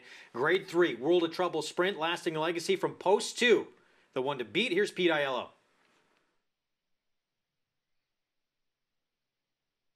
And they're off in the World of Trouble Sprint, and Lasting Legacy slammed on the brakes leaving there, and he got checked the last 4 lengths off the second last runner. His barn buddy Admiral Lynch was away in good shape, though, and he'll take up the running to lead Jackson by a length and a half. At the inside, an Epic Dreamer, while third, a gap of 3 to Golden Lion. Then Sweet on the Ladies, a bit closer than usual. Yorkton is on the outside third last. Second last is Fast Pass, and Lasting Legacy is going to have to be an hour the best from there. Last of all, behind a reasonable quarter of just 22 and 2. Around the far turn they go. Admiral Lynch, the star on display at 3 furlongs from home. He leads a half a length over Jackson in second. Epic Dreamer is now third. It's a 6-length margin to Yorkton, together with Sweet on the Ladies. Lasting Legacy is just not going to fire his best shot today after a quarter of a mile to go. They move to the top of the stretch now with Admiral Lynch, and Irad Ortiz Jr. off the turn with the lead. The Florida bred Jackson takes a shot at him on the outside. Epic Dreamer into the clear for Castellato. He's got a shot with 1/8 of a mile left. Jackson rallies to a narrow lead. Admiral Lynch is back to second. Epic Dreamer is third. Close to home. It's the long shot. It's Jackson in front. Jackson beat Admiral Lynch, then Epic Dreamer. Lasting Legacy, too little, too late. He was fourth in 109 and 2. Well, the race was over early for the big favorite, Lasting Legacy. In the end, Jackson overtakes Lasting Legacy's stablemate Admiral Lynch for the victory. And got a perfect trip, and this is by far the best race that Jackson has ever run, although he's had 16 starts now. He's got 6 wins. Strong finish from Luis Saez aboard. It's hard to find Jackson on paper when you look down, but I think one of the hardest things in racing is to design a race. What if someone misses the break? It's really hard to predict. So Jackson, he picks up the 6th win of his career in 16 starts. He's now won 2 of his last 3. Let's go back to the beginning. Keep your eyes on post 2 in the odds-on favorite, Lasting Legacy. Things did not go right early on. No, he took a slow step, a bit of a stumble, and then he got pinched all at the same time. Paco Lopez doing the best he could to keep him upright and keep himself on his back. Now, the funny thing about that is the break probably cost him 4 or 5 lengths, and those 4 or 5 lengths back, he might win the race. Yeah, and you talked about the kickback. When that happens, all you can do is sit there, take the abuse of the sand coming back, and hope that the horse is tough enough to pick up the bit and come running. He was a long ways out of it, splitting horses coming into the stretch, but no chance for Lasting Legacy. And the other service, Admiral Lynch, ran a huge race, setting the pace. He had everything his own way. Fractions weren't crazy early on, and they came home and finished up in 9 and change. So Jackson, big run here. No, it looked like coming in out of the turn in here, Admiral Lynch, he might be long gone, but Jackson really digs in. He does. No, he absolutely did. Like Gary said, he had a great trip sitting right outside of him. I think it's important to note, when you see those first-time Jason services, don't only expect for them to run better final times, but they're also going to run faster earlier. They show a lot more speed first-time service. Right, and coming off that layoff, not surprising that he's going to get a little bit tired, but we're going to see exactly what happened here at the start. Right, there's what happened. The 2-horse gets slammed and squeezed. From the 5-horse, the winner is the one that started that, but got no inquiry up right now, so see what they say. Jackson with the upset score in a World of Trouble sprint as we head back to New York in the 7th race. Coming up next, it's still Joe's Smoking Gun, who's favored here in this 1-turn mile for New York breds in this optional claiming race. Joe's Smoking Gun, again, for Linda Rice, 4 for 8 at Aqueduct in his last win. That was for State Bred 25 claiming. He ran away with it that day when he won by 8 lengths. Check in with Maggie Wolfendale.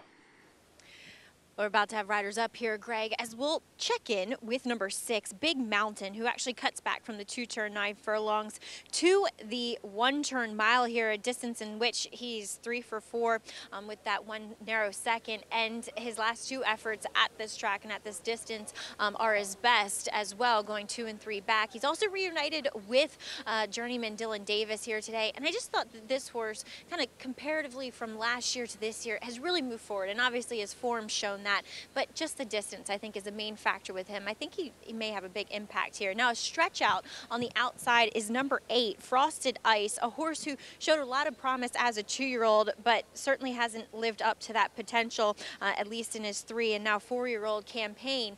He does stretch out for the first time in his career, which I think is interesting because physically he actually does look like a horse that should relish it. He is sharp here. Sometimes you don't want a horse that is bouncing on his toes and whatnot, but it's a contained sharpness. So I think he's kind of intriguing from that outside post, Greg. Maggie, thanks. Yeah, he was a former stakes winner as a 2-year-old as we look at Playwright to kick off our post parade for Danny Gargan. Coming off a win last time out right here at Aqueduct, the non-winners have won, and Manny Franco on fire today.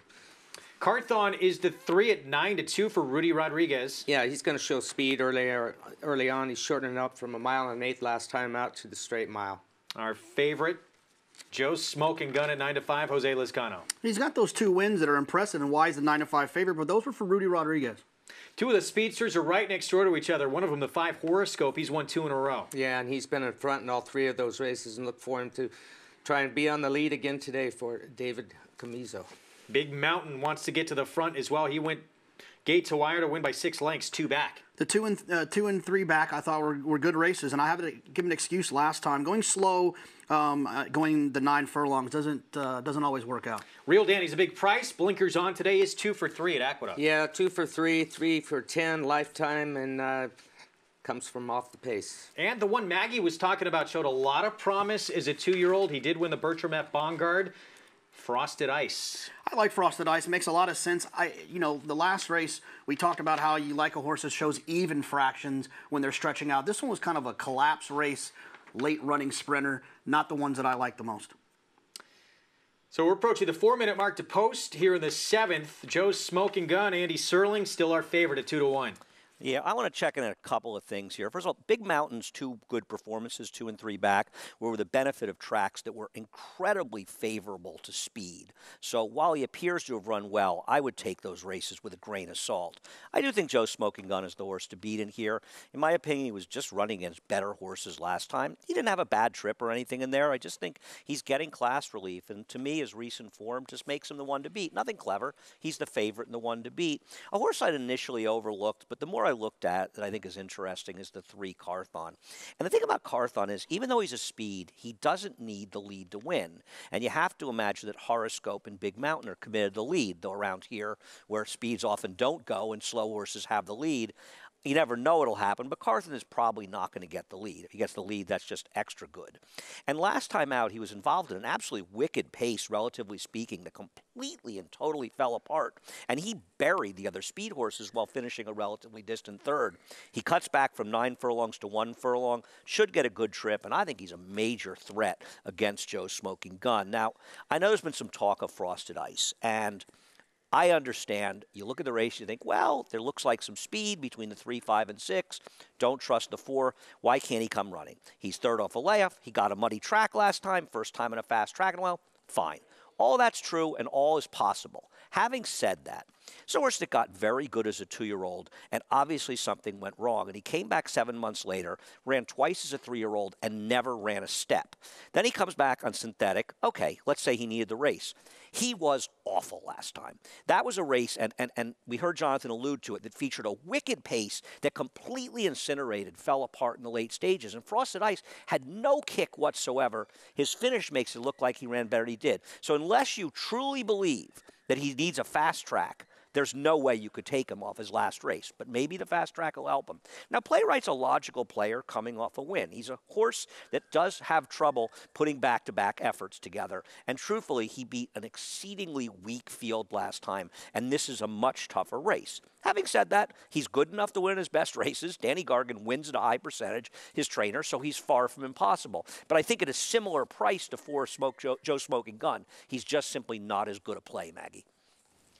I would definitely side with you in that respect, Andy. And yeah, that field last time was somewhat on the laughable side. He is facing better horses. But watching him in the warm-up is where he kind of won me over a little bit. And two, obviously, he looks to get the right kind of setup here. But Danny Gargan wins at a high percentage for a reason. I mean, he brings his horses over ready to win. They are at their top level of fitness, of just the way they're going, the way they're moving. And Playwright is an example of that.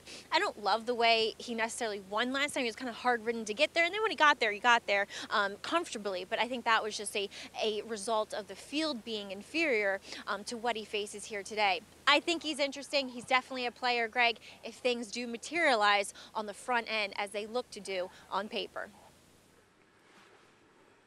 Maggie, thanks. Danny Gargan, of course, your Jim Dandy winner from last summer. And this horse, at least in terms of every horse's last race coming in, probably has the best of the bunch. We'll see if they continue to move forward off that. The 7-year-old Son of Super Saver on the board. Wow, at 5-2, continuing to take more money. Big Mountain, the 6. We talked about the speedsters in this race. It looks like it's going to be tough sledding for him just because of the presence of the horse right next door to him. Right, I agree with Andy. Those 2 and 3 back performances for Big Mountain were on racetracks that were favorable. But I feel like he's going to get that outside stalking trip, and it happens as a horse player. You just kind of get tied into the fact that I want to try to beat Joe's Smoking Gun, and I was struggling to find someone to do that with. And so sometimes it lands you on horses that you might not be as confident with, but I do know that Big Mountain's going to get a good trip, and that's at least something. Gary, you're Dylan Davis on Big Mountain, the 6. You know that your best way to win is to be out in front, but then you have speed right next inside to you as well. What's your game plan?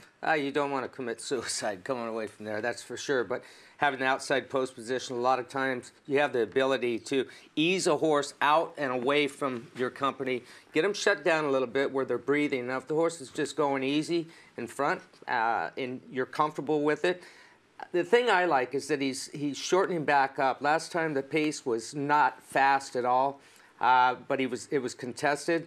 and he's going an 1/8 of a mile shorter today. I think that plays into his hand. If he can repeat his 2 races, second and third back, I think it puts him in the winner's circle today.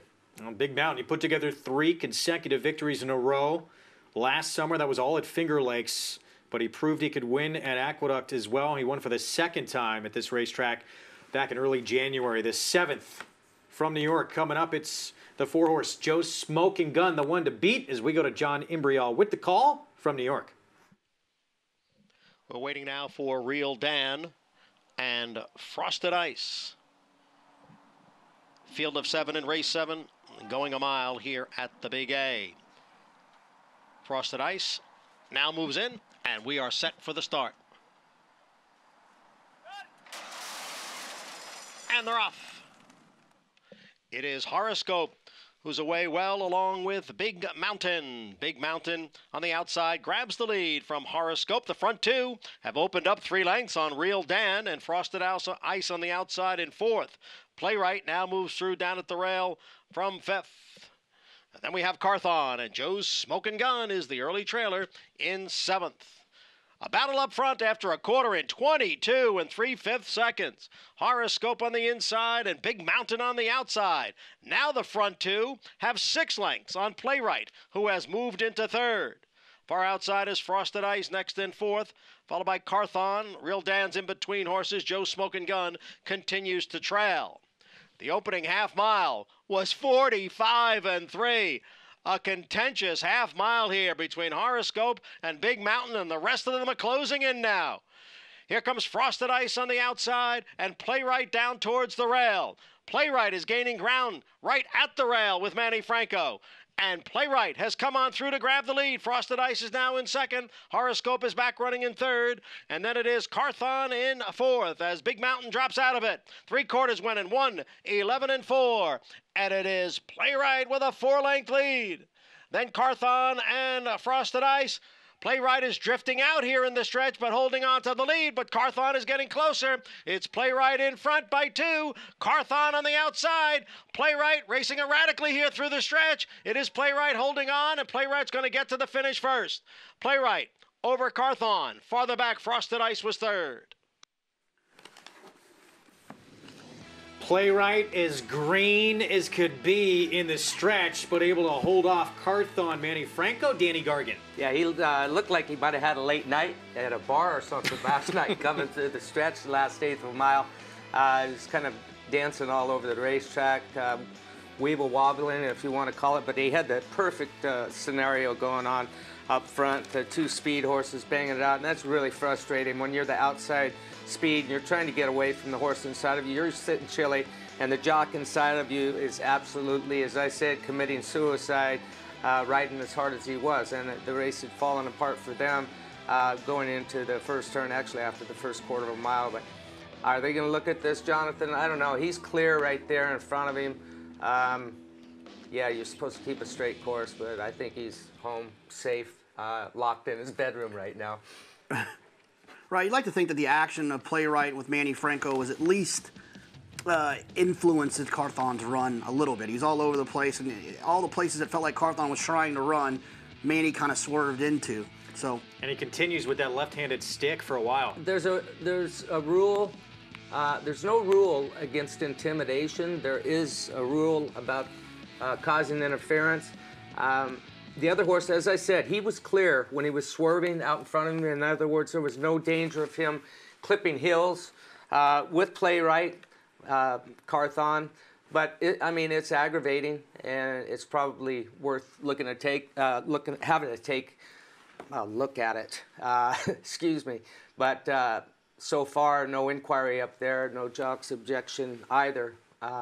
So we'll see what happens. But anyway, it was a good win by Playwright. You know, again, as a jockey, to your point, you can get right up there and be to the point where you can let that other horse know you're there and intimidate, but there's a point where you do cross the line, but you don't think that line was crossed here? I don't think it was crossed. They were letting them ride at Saratoga like we saw all summer long. We saw a lot of this going on, and the no takedowns, and I've seen a lot worse than this in New York over the past year.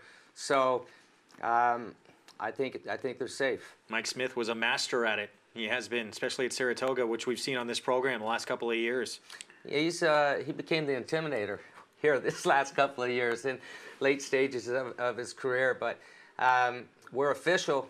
It was just told to me at Aqueduct. No change. So Playwright, the win will be upheld. Manny Franco, Danny Gargan's terrific Aqueduct meet continues as Playwright wins at 5-2. Let's go back to Gulfstream. Jackson with the upset score. In the World of Trouble sprint for Jose Pinchin, Luis Saya is aboard for the winning ride. This one has now won 2 of his last 3 starts. 6 wins from 16 tries. Lifetime for Jackson, the son of Quinteros. $28.20 getting by the other Jason Service runner after things did not go good early for Lasting Legacy from the Service Barn. Let's go to Acacia Courtney for more. Joined by winning jockey Luis Saez. Beautiful ride by you today, Luis. And tell me, how important was it to get your horse forwardly placed when the favorite didn't break well? Well, I taken away from the pony. He looked like he needed to loosen him up a little bit, so that worked today. He was pretty sharp. He break from there so good, so we was right there. We was ready to attack, and when he came to the straight, he was battling pretty good, and, well, we did it. He really responded passing by the 4-horse in the stretch. What were you feeling underneath of you at that point? Well, when I feel so happy because he tried so hard. He gave me everything. We was fighting, and, well, he do the job, It was probably one of the best races we've seen from that horse. It looked on paper like there was a lot of other speed going in. Was it always the plan to be forward? Well, I thought they're going to be a lot of speed. They have a lot of speed, but today he braked so well. He was right there. So I think he was ready today, Luis Saez, thanks so much. Congratulations. Thank you so much. Luis Saez gets the win aboard Jackson in the Grade 3 World of Trouble Sprint. So big win. Thank you, Acacia, obviously, for Jackson in here. For Lasting Legacy, back to the drawing board. What do you think, talent-wise? This horse still need to show us something, need to prove us something, or is he in that upper tier of sprinters? I don't know if he is in that upper tier.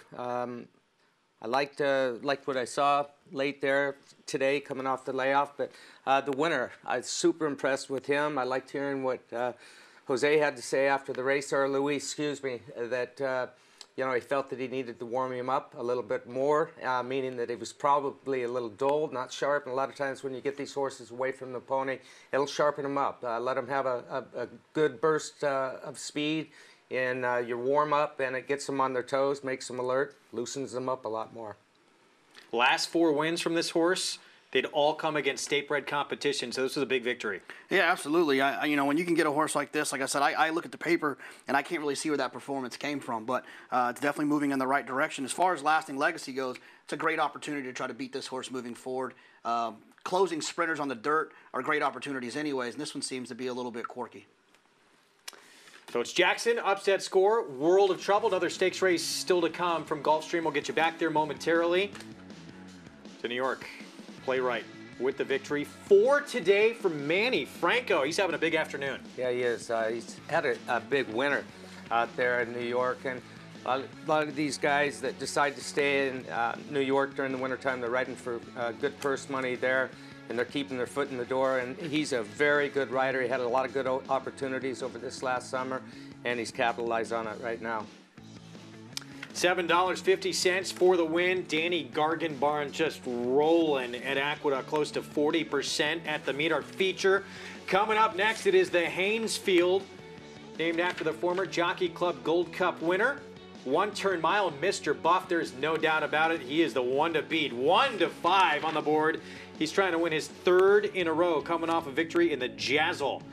Well, the 1-2 finishers from last year's Haynesfield, back to do battle again. Syndergaard, he made it interesting late against Honor Up. He hadn't won since he was a 2-year-old, just missed in this race last year, but it's Honor Up who's going to try and go back-to-back in our feature from New York when we come back. Flatter. This prolific son of A.P. Endy has sired 6 millionaires, including Eclipse champion West Coast. He's adding even more stakes winners to his outstanding record, including Sovereign Award winner Avies Flatter. His yearlings have topped the Fasig-Tipton July sale 2 years in a row and sold up to $900,000 at Keeneland September. Success on the track, success in the ring. Flatter standing at Claiborne Farm.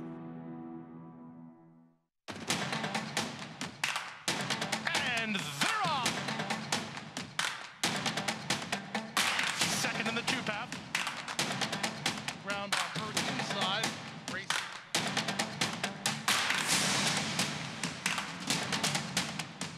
And a quarter of a mile to go, and he's 6 yards out. It's last of the 12 as they roll into the backstretch. Go from Railbird to Winner Circle. With My Racehorse, you have access to top horses and trainers, backside tours, exclusive ownership experiences, and fast payouts to your online account. With shares starting as little as $100, the Winner Circle is waiting for you. Go to myracehorse.com or download the My Racehorse app today to join the thousands who have already started their journey as a racehorse owner.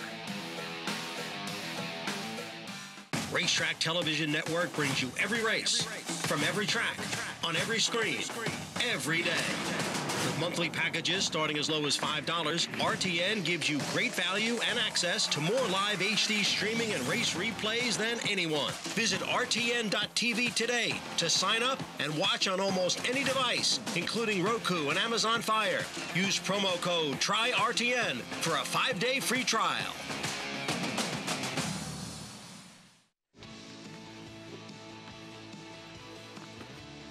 Watching America's Day at the Races on Fox Sports 2, our program brought to you in part by Claiborne Farm. 100 years of doing the usual, unusually well.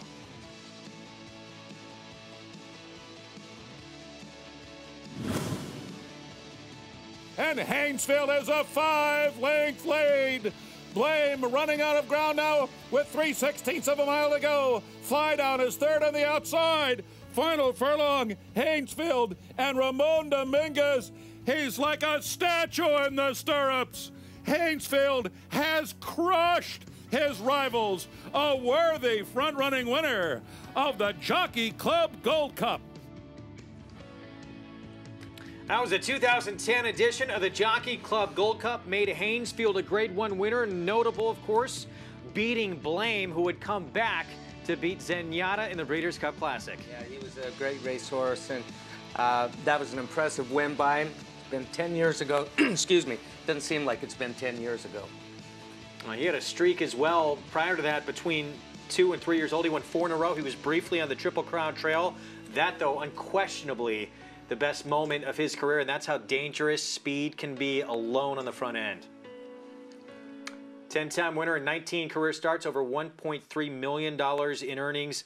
This year's edition of the Haynesfield, we talked a little bit about Mr. Buff, the beginning of the show, and this is a bad boy, 6-year-old who is a strong horse. He's won each of his last 4 starts against New York bred competition. What do you think from his post being down inside on the rail today? Well, I don't love it, but I love this horse. I'm a big fan of his. He dances every dance. He's a throwback, man. He's 6 years old. He's had 35 lifetime starts. He loves what he's doing. He's coming off a huge race in the slop. It doesn't matter if he runs on slop, fast track. One thing that worries me about this is the last time he ran a mile back in May of last year, he got beat. That was at Belmont. Is he going to get any other pressure? Looks like the lone speed to me. Yeah, I think that the draw is the biggest concern. Being down on the inside, a big horse. He didn't get the name Mr. Buff for no reason. Big horse, he's going to have speed to his outside. If he doesn't get away from there clean and make the lead, he's going to have trouble getting stuck in behind horses. So they better get him out of there when the gates pop. He's 7 for 12 at Aqueduct. In fact, 10 times he's been first or second in his 12 starts here on this surface. But he really is seemed to come into his own of late, even at 6, like a fine wine. Trying to win his 3rd in a row, Mr. Buff. He is the huge odds-on favorite, 1-5 on the board for trainer John Kimmel and his regular pilot, Junior Alvarado. The Haynesfield coming up next from Aqueduct.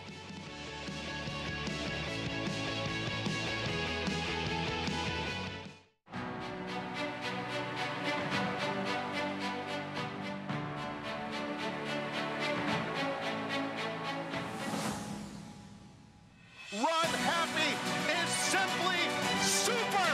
He polishes off an outstanding campaign with a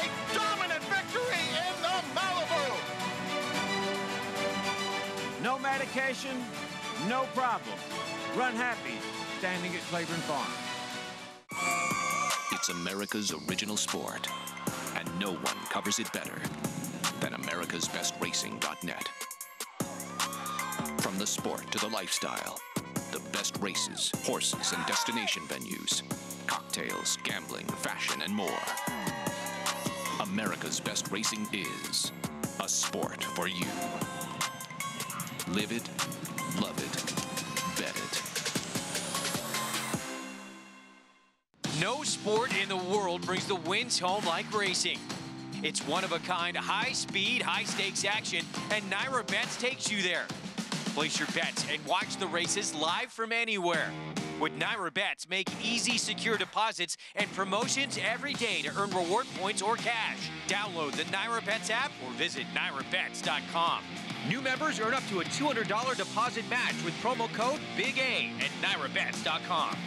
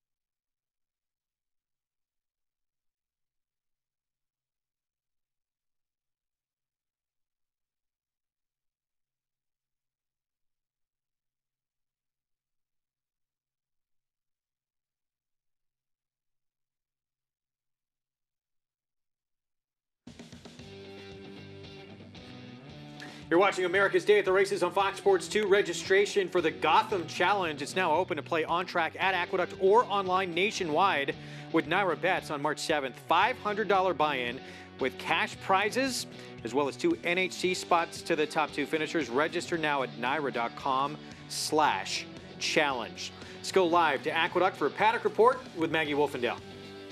And Greg, Mr. Buff is a star attraction here in this Haynesfield, as if he wins today, it will put him over the $1 million mark in earnings. He looks great here in the paddock, but we need to talk about his 2 other main rivals, and both of which kind of dealing with layoffs, one first off the bench and the other second off.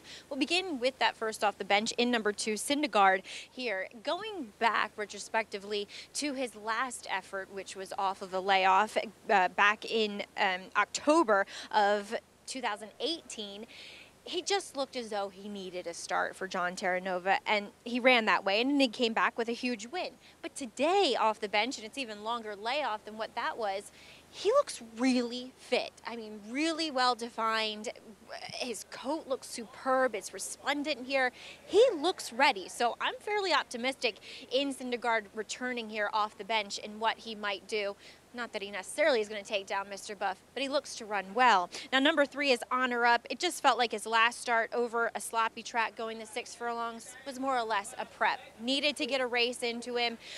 6 furlongs is a little bit on the shorter side. He's definitely that 7 furlong to 1 turn mile type of runner. He's more, not that he looks more fit or defined, because he's kind of that more round, rotund type of animal. He just looks more solid here in this start, and he gets a fast track to do it over today at a preferable distance of a mile. So really, these main 3 horses to that inside, those inside post positions, they're very intriguing here, Andy.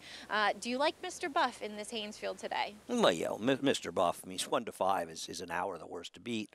And the other thing is, Mr. Buff's a hard horse to beat, and the other horses, Syndergaard and Honor Up, who agree. They're the only other two competitors on paper are coming off of not necessarily, well, Syndergaard a layoff, Honor Up second off. You know, Honor Up, when he ran poorly in his return race, it was his first race in 7 months. His trainer, Michelle Nevin, is notoriously a trainer whose horses need a start. Also, even though he's run well in wet tracks before, sometimes they get older and they just don't like a wet track. But also, when he ran last time, Michelle Nevin was mired in an 0 for 30-something slump, and it seemed like all her horses were underperforming. She's a terrific trainer, in my opinion, one of the better trainers around here.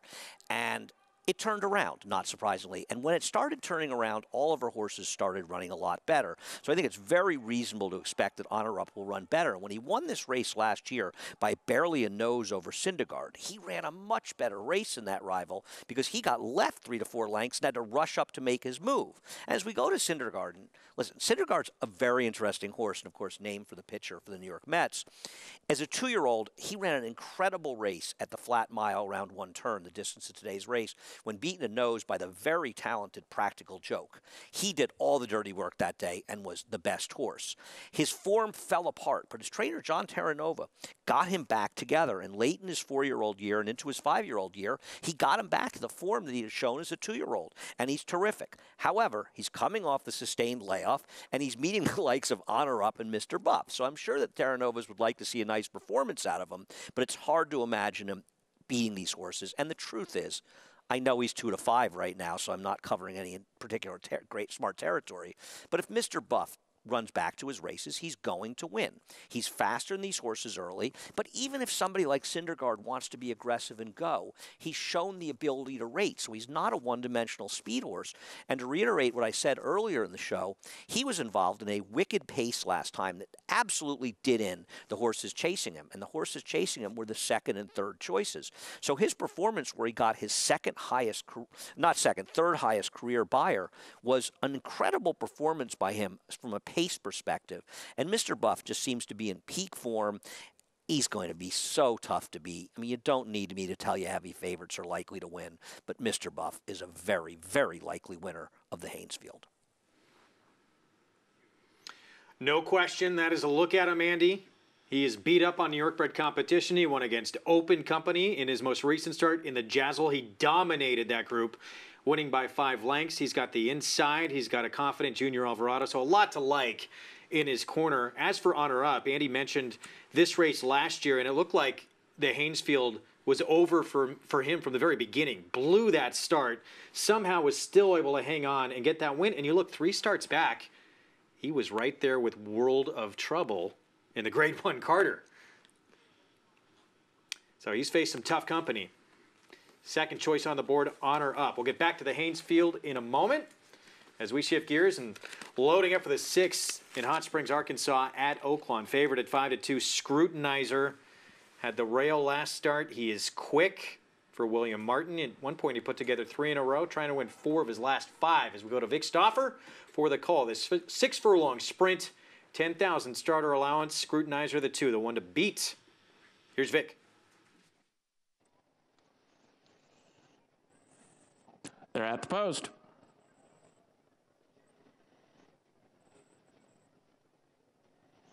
They're off.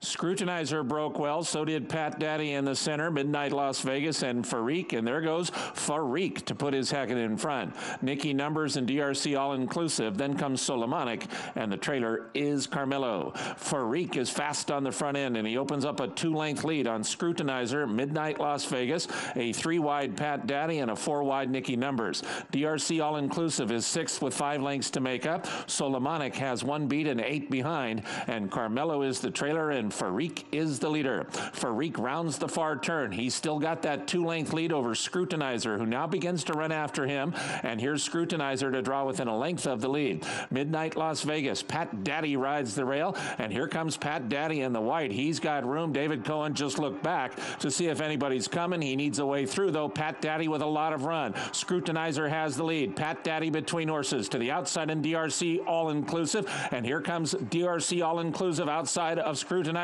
Pat Daddy's in the clear, but still 2 behind. Scrutinizer, DRC all-inclusive. Pat Daddy not doing enough. Scrutinizer in front. Scrutinizer won by 2. DRC All-Inclusive was second. Pat Daddy third. Midnight Las Vegas finished fourth.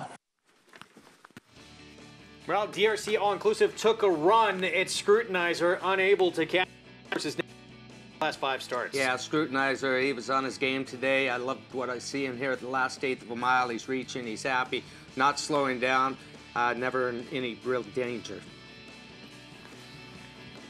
10-time winner now from 32 career starts. Gets his first win at Oaklawn. And he's on quite a roll. 2-9-6-4 finish in the 6th from Oaklawn as we take you back to New York for our feature from Aqueduct. In the Haynes Field purse of $100,000. And Mr. Buff, no question, he is the one to beat. Looking to win his 3rd in a row.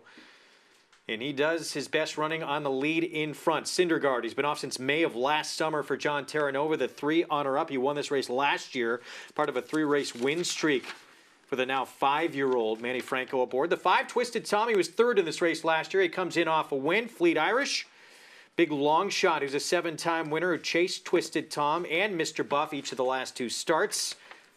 And that is your group. He's 27-1. On the board. Let's check in with Maggie Wolfendale.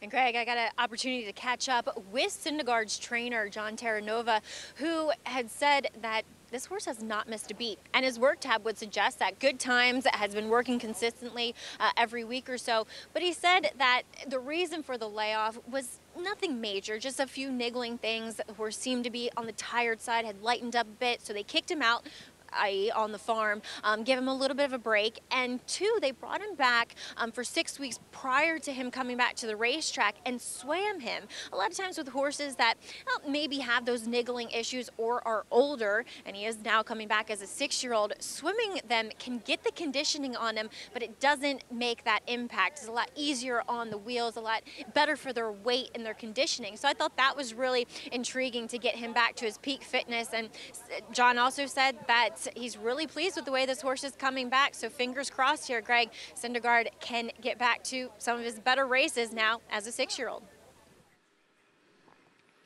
Thanks, Maggie. We shall see. 9-month layoff for the now 6-year-old for the John Terranova barn. And of course, next Saturday, coverage on Fox Sports 1 of the richest race on the planet, the Saudi Cup, with the likes of Maximum Security, your 3-year-old champion, McKinsey, Mucho Gusto, Midnight Bizu, taking on the boys. It is presented by Run Happy with limited commercial interruption. Special early start time on Fox Sports 1 at noon Eastern time. Mr. Buff, he's 1-2 on the board. His last 7 starts, his only 2 defeats have come in Grade 1 company.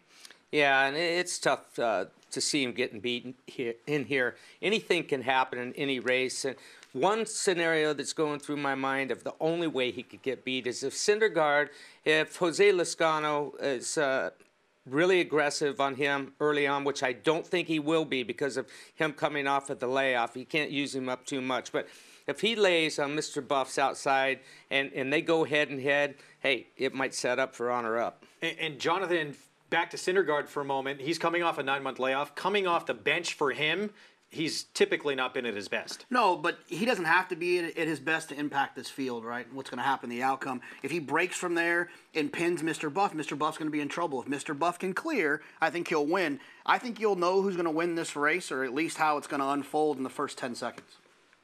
There's Syndergaard. Long layoff for him. Layoffs. He's usually improved second off the bench as opposed to first. He moves in with Jose Lezcano. Honor Up has got the better of Syndergaard each of the last 2 times they have met in this race last year and the Safe Florida Sandy. But Mr. Buff showing up this year, and he is trying to win his 3rd race in a row. He has the rail. Junior Alvarado, he's the one to beat in the Haynes Field. From Aqueduct, here's John Imbrial with the call. They're all in the gate. And they're off. Mr. Buff broke well from that inside post position and is out going for the early lead. Syndergaard is right alongside. It's a length and a half to Honor Up next in 3rd. Already 6 lengths back to Twisted Tom, and it is another 4 back to Fleet Irish. So they are really spread out here as they race up the backstretch. Big favorite Mr. Buff leads here by 3/4 of a length. The quarter went in 23-1. Syndergaard is in second by 2. Then it's Honor Up in third. The huge break back to Twisted Tom and Fleet Irish. 1-5, Mr. Buff takes the field to the half-mile pole, leads here by a length. Syndergaard remains in second, and Honor Up is third, about 3 lengths off Mr. Buff's lead. Mr. Buff ran the half in 45 3/5 seconds. Now Honor Up moves to the outside to take second from Syndergaard. Way back Twisted Tom and Fleet Irish. It's Mr. Buff with the lead as they come for the quarter pole. Mr. Buff now by 3 lengths. Honor Up is in second, and Syndergaard is third. They turn into the stretch. 3/4 went in 1:10, and Mr. Buff has opened up on the field. He's got an 8-length lead. Then it's Honor Up and Syndergaard. Look at this performance by Mr. Buff. He's always tough. He's going to win by the length of the stretch. Mr. Buff, 3 consecutive stakes wins here at Aqueduct, and he won this one by about 15 lengths. Honor Up was second. Syndergaard finished third. The mile in 1 minute, 36 1/5 seconds. Buffy, the New York bred slayer. He's now won his last 5 against New York bred competition. This was a good field behind him. He could not have made this look any easier. No, and this was like a boxing match where he even had one arm tied behind his back because he didn't have to switch leads here, Jonathan, just to gallop in the park for him. And I laid out the only way that he could get beat. It happened, the scenario that I said. They went fast fractions. He was hooked by Syndergaard. It didn't matter. He ran them off their feet, and I love watching this horse run. He did. I love that with a good horse like this. Put him in the race, put him on the lead. There's no reason to get cute and take back and try to sit off of horses. You're on the best horse, go on with it. And like you mentioned, Gary's a big old horse, and so those fractions aren't as taxing on him as they might be on someone else. He's got 2 strides to their 1. Not often, Andy, you can say this. He made 1-5 look like value. I got to tell you, even hardened degenerates like Jonathan and myself can appreciate a tremendous performance. And this was devastating. I mean, a lot of people watching probably haven't followed our racing as closely in the winter as I have, or others, or even Jonathan. But these fractions and this time are incredible for this racetrack. Mr. Buff is a tremendous machine right now, and this was, I'm going to say, the best performance you've ever run. This was awe-inspiring. As you said, he was 1-5, so it's no surprise. But he won, like 1-5 was an overlay, as you said, Greg. Andy, he's 6 years old, and could he be like a John Henry that's going to just keep getting better with age and run until he's 10 years old? I hope so, because he's so fun to watch. He's big, he's strong, he's got the right name, and what do you think? It's hard for his trainer John Kimmel to not get lured into some of these bigger races, right, Gary? I mean, I know these pots are there, but when you see this kind of performance, and the fact that he's also gotten comfortable sitting behind horses, it's understandable, especially in New York. Maybe shipping is not a great idea, but there's some big races, even the Carter at 7 furlongs. Maybe you take another shot.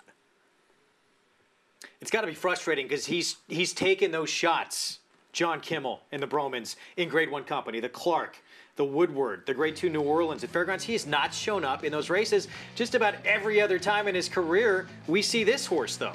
Yeah, the tough thing about it is when he's facing the deeper waters, he gets run at earlier by better horses, and I think it takes a little bit of a toll on him. But like Andy said, he's doing better than ever, and I sure would like to see him try those deeper waters again.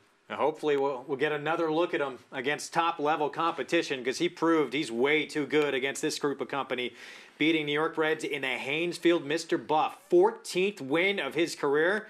Junior Alvarado has fit him like a glove. Didn't have to do a lot today. We're going to take a break. We'll be back. Another stakes race from Gulfstream on the way. The Any Limit. Frank's Rockette.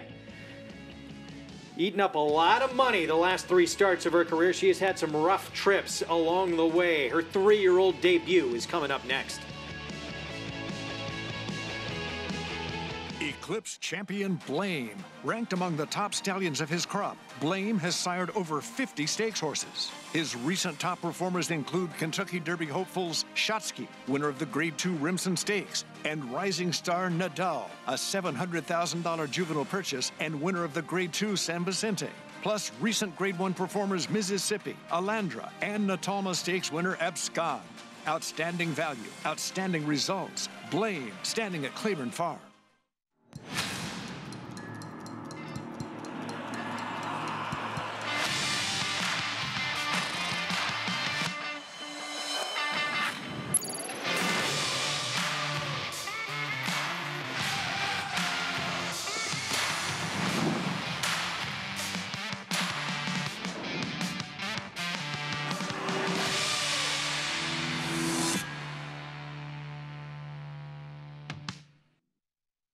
You know, I think Run Happy has a lot of things going for him. Obviously, he's been very respected, and to, you know, to give people further incentive to buy them for where they can take an offspring, run it, and if they win, they're going to get a $100,000 bonus for each Run Happy they have.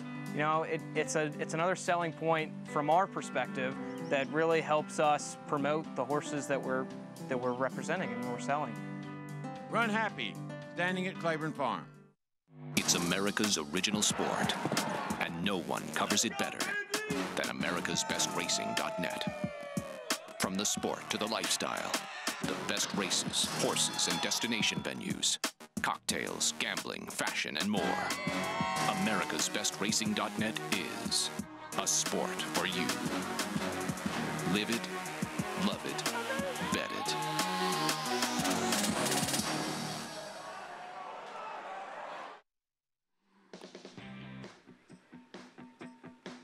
Back on America's Day at the Races, our program brought to you in part by the champion sprinter Run Happy. Raced medication-free his entire career. Now stands for $25,000 at a legendary stall #1 at Claiborne Farm. Mr. Buff, sensational in the Haynes Field, ran away with this race to win by, as John Imbrial said, about the length of the stretch. For the 14th win of his career, we go to Maggie Wolfendale for more. Here with winning pilot Junior Alvarado, who might have a little bit more influence on Mr. Buff than one may think, because actually John Kimmel stating and pulling an audible running in this Haynes Field because you were going to be gone next weekend for the Bernardini. So you've been the regular pilot on him his last several races, 7th win. Junior, what's the key to riding Mr. Buff? I mean, I don't really think it is a key, you know. He's just a horse, nice horse, you know. He runs through anything, you know, any kind of track you put him. You know, he's just a good and fast horse, simple. I was going to say, running through anything, running through a hole in the wind, basically today. Really fast fractions, Junior, and he pulled away to just bury this field. Yeah, you know, that was my plan, you know, just from the one hole, you know, I had to make sure I get out of there running. I said, like, I don't care the second fraction, at least the first fraction, I'm going to make sure we're rolling along, and, you know, if somebody wants to come with me, you know, you're welcome, but I know he can get the distance. You know, he's such a big horse that, you know, he get a cruise control there, and, you know, he just keep going. That seems to be the key with him a bit, too, is that he just needs to get in that stride and that rhythm. He's 17, too. I mean, does he feel that big when you're on top of him? You know, he actually does. You know, you don't feel really how fast you're going. Like, if you ask me before I look at the pace when I was coming back after the race, you know, I said, like, well, I probably went 48, maybe 48 and change, you know, and I look at the fraction, 45, I was like, I mean, you don't feel that speed with him. You know, he just covered that ground nicely. Well, he's such a cool horse, Junior. Congratulations. Thanks, Maggie. And that does put Mr. Buff over the $1 million mark, Greg. So really cool New York bred taking the Haynes Field here today at the Big A. Maggie, thanks. You heard Maggie say 17.2. That's in reference to how big he is, 17.2 hands. You were on a pretty big guy, too, back in the day. Point Given, who was about that size. What does it feel like to be on that big of an animal? Well, Junior explained it exactly right. You do know that you're on a big horse, but the thing about it, it's tough for you to know how fast you're going. The first time that I worked Point Given, I came back, and I'd gone 2 seconds faster than what was in my head. From then on, I knew that I was going about 2 seconds faster than what it felt like. Because when he felt like I was going 25, I was actually going 23 and change. So I was able to adapt to it, and Junior's been able to do the same thing and ride him with a lot of confidence. Be fun to see where he goes next if they do get tempted and take another shot against top-level competition with Mr. Buff. We have a stakes race, the Any Limit, coming up next from Gulfstream Park. We're going to check in now with Acacia Courtney. Joined by E5 Racing's Bob Edwards with Sound Machine. And Bob, big win from this filly last time out. Does that give you a little bit more steam heading into this race today? It's horse racing. We're excited. She's been training well. We have Tyler back on her. Sappy's done a phenomenal job for us. He got her as a 2-year-old. She's been doing everything well, everything right, and hopefully she does it well today. And she had been so precocious first time out, and Saffy had mentioned maybe a couple of hiccups along the way with her, but boy, it really seems like she got back in a good groove last time. Yeah, I think it's all coming together now. She looks great. I just went and took a peek at her. She looks the part. He's been sending me pictures all week saying, she's doing everything right, so fingers crossed. Saffy, Joseph, you mentioned your trainer, been having a fantastic meet once again, and you're Florida-based, and so I'm sure a nice little partnership this has been for you guys. Yeah, home field advantage, hopefully, today. It's been really well for us, doing well here. Tyler's up on the horse, and he's been on the horse before, and he's done well for us this season. So we've had a couple good horses with Saffy, and we're looking forward to having more. Bob, thanks so much. Good luck today. Thank you. All right, Greg, that was Bob Edwards from E5 Racing. They've had a lot of success in big races, and they'll try to get another one with Sound Machine. It's been incredible what Bob Edwards and E5 have done in a very limited time in the game with all the tremendous runners they have had. Here's Tale of Success, comes in off a win last start at Gulfstream. Yeah, last time she tested stakes horses, she was beaten 9.5 lengths, but she's won 2 of her 3 starts. The Bob Edwards E5 runner, Sound Machine, comes in off a dominant stakes win as well at Gulfstream on January the 4th. Saffy winning at 32% in 2020. That bodes well for Sound Machine. And also, she runs good off a layoff. She won her debut, which is kind of a layoff, same idea. So I think Saffy knows how to get her ready to run for a spot like this off the break. Going to see her eventually. Saffy Joseph loaded as well with some horses we're going to talk about. He has Chance It on the road to the Kentucky Derby. He's got a 3-year-old filly on the road to the Oaks in tonalist shape. And he's got a contender in this sprint coming up here with Sound Machine, who we're still waiting to see, who's the second choice on the board at 2-1. And finally, there she is, daughter of Into Mischief, with Tyler Gaffleone aboard. I thought she was going to get in the gate or something already. She was ready to roll. Yesterday, once more, and this one for Patrick Biancone. Yeah, I love this move by Patrick Biancone. She's never raced on dirt before, European filly. We saw what he did with Sol Volante and the Sam F. Davis a couple weeks ago, getting the money there with what was supposed to be a turf horse. Beaten favorite each of the last 3 and favorite again. Here's Frank's Rocket. Yeah, and I think she had excuses in all 3 of those races. We'll talk about that more in a moment. Still alive at 18-1. If she runs her debut race, she can fit in here at 20-1, but she seemed to have forgotten how to do that. And Fujairah, her only win, it came on turf, going 7.5 furlongs. Yeah, and she picks up Irad Ortiz for the first time today. Could move her up a couple of lengths. So 4-5 favorite. Frank's Rocket for Hall of Famer Bill Mott. We'll have this one for you when we come back. It's still ahead. The Grade 2, Buena Vista. Jolie Olympica. Looked like a star in the making in her state's debut. Came up with a track record-setting performance. At 5.5 furlongs, what can she do in the stretch out in start number 2? We'll be back.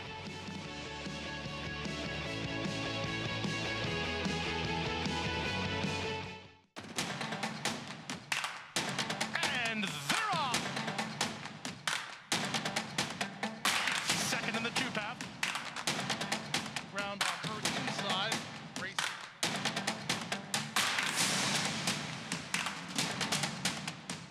And a quarter of a mile to go, and he's 6 yards off. Last of the 12 as they roll into the backstretch. Run Happy, he's 16-2. He's a beautiful horse. There's stamina on top and bottom, and he's stamping his horses with that. I think they look big and fast, and like horses that'll go on and run a distance as well as short. He was a fantastic racehorse, and if he passes on his ability as a racehorse, I think he's a slam dunk to be a great sire. Very athletic looking and beautiful bodied horse as well. Run Happy, standing at Claiborne Farm. No sport in the world brings the wins home like racing. It's one-of-a-kind, high-speed, high-stakes action, and Naira Bets takes you there. Place your bets and watch the races live from anywhere. With Naira Bets, make easy, secure deposits and promotions every day to earn reward points or cash. Download the Naira Bets app or visit NairaBets.com. New members earn up to a $200 deposit match with promo code Big A at NairaBets.com.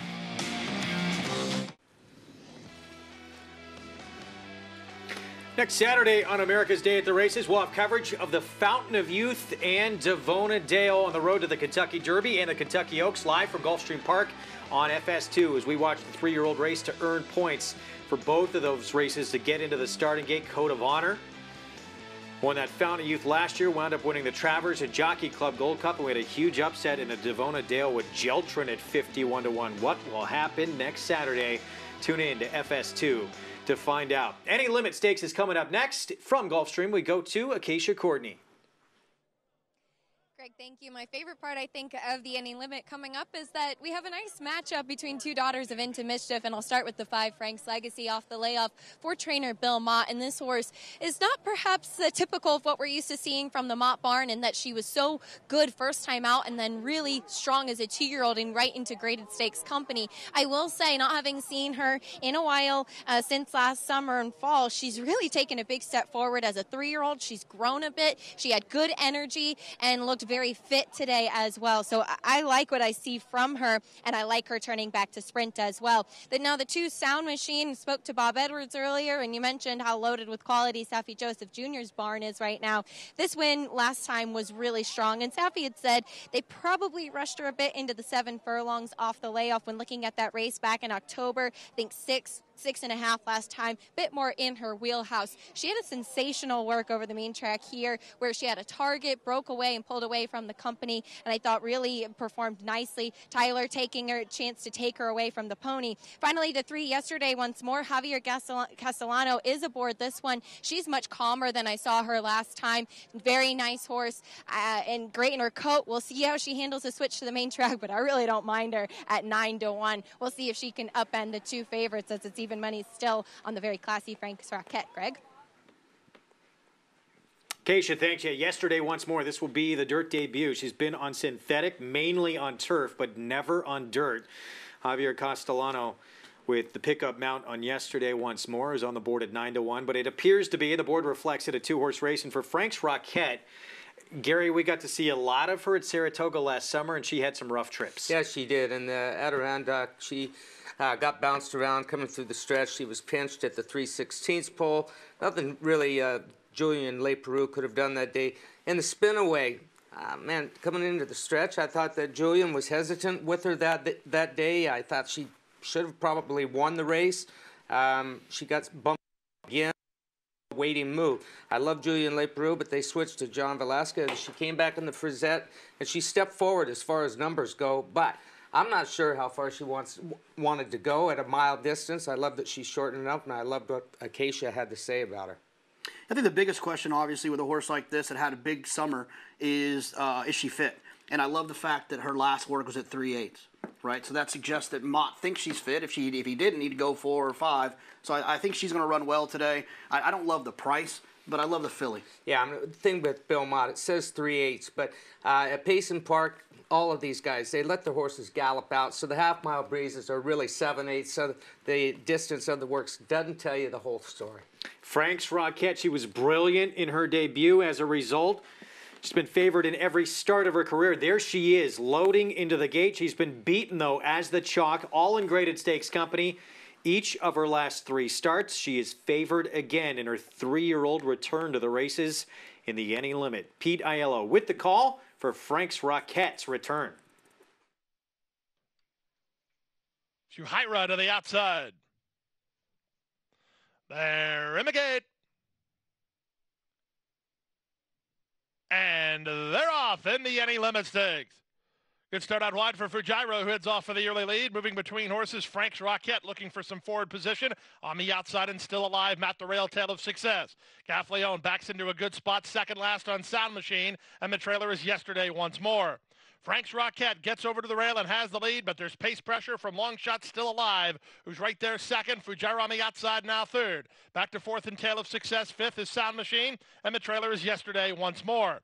22-3 for a very reasonable opening quarter speed. It's the big favorite, Frank's Rocket, front and center. Sound Machine's going to have to go 4 wide if she's to make a bid after the leader. Fujairah splits horses and is now second. Tail of Success back to fourth. Still Alive dropping back. Emma Trailer Yesterday once more. to the top of the stretch now with a quarter of a mile left to go. Here's the matchup. Frank's Rocket with rail position and the lead. Sound Machine has 2 lengths to raise and 3/16 to raise it, but Frank's Rocket's got a kick. Johnny V chirps her along, and she's responding to urging. She's opened a 5-length lead now. Sound Machine can do nothing about it. It's Frank's Rocket for Frank Fletcher and Bill Mott, authoritative winners of the Any Limit. They won by 5. Sound Machine was second. Fuhaira was third, then Tale of Success, and Still Alive. That is the Frank's Rocket everyone's been expecting to see ever since her debut performance at Churchill Downs. Very impressive 3-year-old debut. Yeah, that was a wow effort right there to me. Coming around the turn, into the stretch, she looked like a cat that was poised to jump on a mouse and just waiting for this tap on the shoulder. Johnny Velasquez taps her right here, and she explodes, hits another gear, lengthened her stride, and she was playing through the stretch, and ears flopping back and forth. Great effort there. It's a good horse she beat in Sound Machine, handily as well. So I would imagine that we might see her at Naira this summer, or maybe even this spring, maybe the Acorn, the Test performance like that. We'll see what the number comes back, but she was really good today. Even money, and looked every bit of it. You see John Velasquez, little peek back. No one coming. Look, and I said before the race, I don't know how far she really wants to go, but the End of Mischiefs, they get distances, and maybe she just needed to mature. You know, when Acacia said that she's grown since she saw her last winter and everything, maybe she can run further. Sure looked like, unless she's fooling me, she looked like she can run further today to me. It's also the first time she made the lead. Yep. Right, and so maybe that's just a whole other dimension. Instead of getting her stuck in behind horses and trying to quicken, let's use her speed and her talent to get out there. Do connections with this performance now start saying, hey, we're not out of the Oaks just yet? I would. We will see what's next for Frank's Rocket, maybe back in the picture for that first Friday in May in the Kentucky Oaks for 3-year-old fillies. She wins at even money, beats a very good one, and Sound Machine winds up second at 6-5. We'll be back. More coming up on America's Day at the Races. The Buena Vista still ahead from Santa Anita when we come back. Smiling Tigers Championship sire performance continues. Each of his first 3 crops has produced a Horse of the Year, including California Horse of the Year Spiced Perfection and 2019 champion 2-year-old male El Tigre Terrible. 14 6-figure earners, including 7 with single-season earnings surpassing $100,000 in 2019. California's #1 second crop sire in 2018 and now #1 third crop sire of 2019. Smiling Tiger, standing at Harris Farms. Visit SmilingTigerStallion.com for more information. It pays to be Cal-bred. Orb, winner of the Kentucky Derby and Florida Derby. His runners have scored on both dirt and turf. His recent stakes success includes Mrs. Orb, winner of the Bay Ridge Stakes at Aqueduct, Pippin Stakes victorious Whoa Nelly, and Derlou, a determined runner-up in the Grade 3 La Cañada Stakes at Santa Anita. Classic winner, classic pedigree, or standing at Claiborne Farm. Racetrack Television Network brings you every race, from every track, on every screen, every day. With monthly packages starting as low as $5, RTN gives you great value and access to more live HD streaming and race replays than anyone. Visit RTN.tv today to sign up and watch on almost any device, including Roku and Amazon Fire. Use promo code TRYRTN for a 5-day free trial. Coming on strong. Minute to stardom. On top, coming down to the final 16th, opening up a 2-length lead. My love for you. Wild About Star, shining big here in Very One. Oh, why did I wrong? Testing 1, 2. The Star Guitar filly leads Champagne Diva close to home. It's testing 1, 2. Feel my love for you. Coming on strong.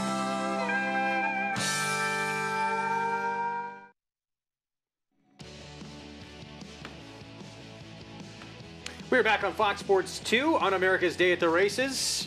Frank's Rocket, ultra impressive in her 3-year-old return to the races for Hall of Fame trainer Bill Mott with John Velasquez in the Any Limit.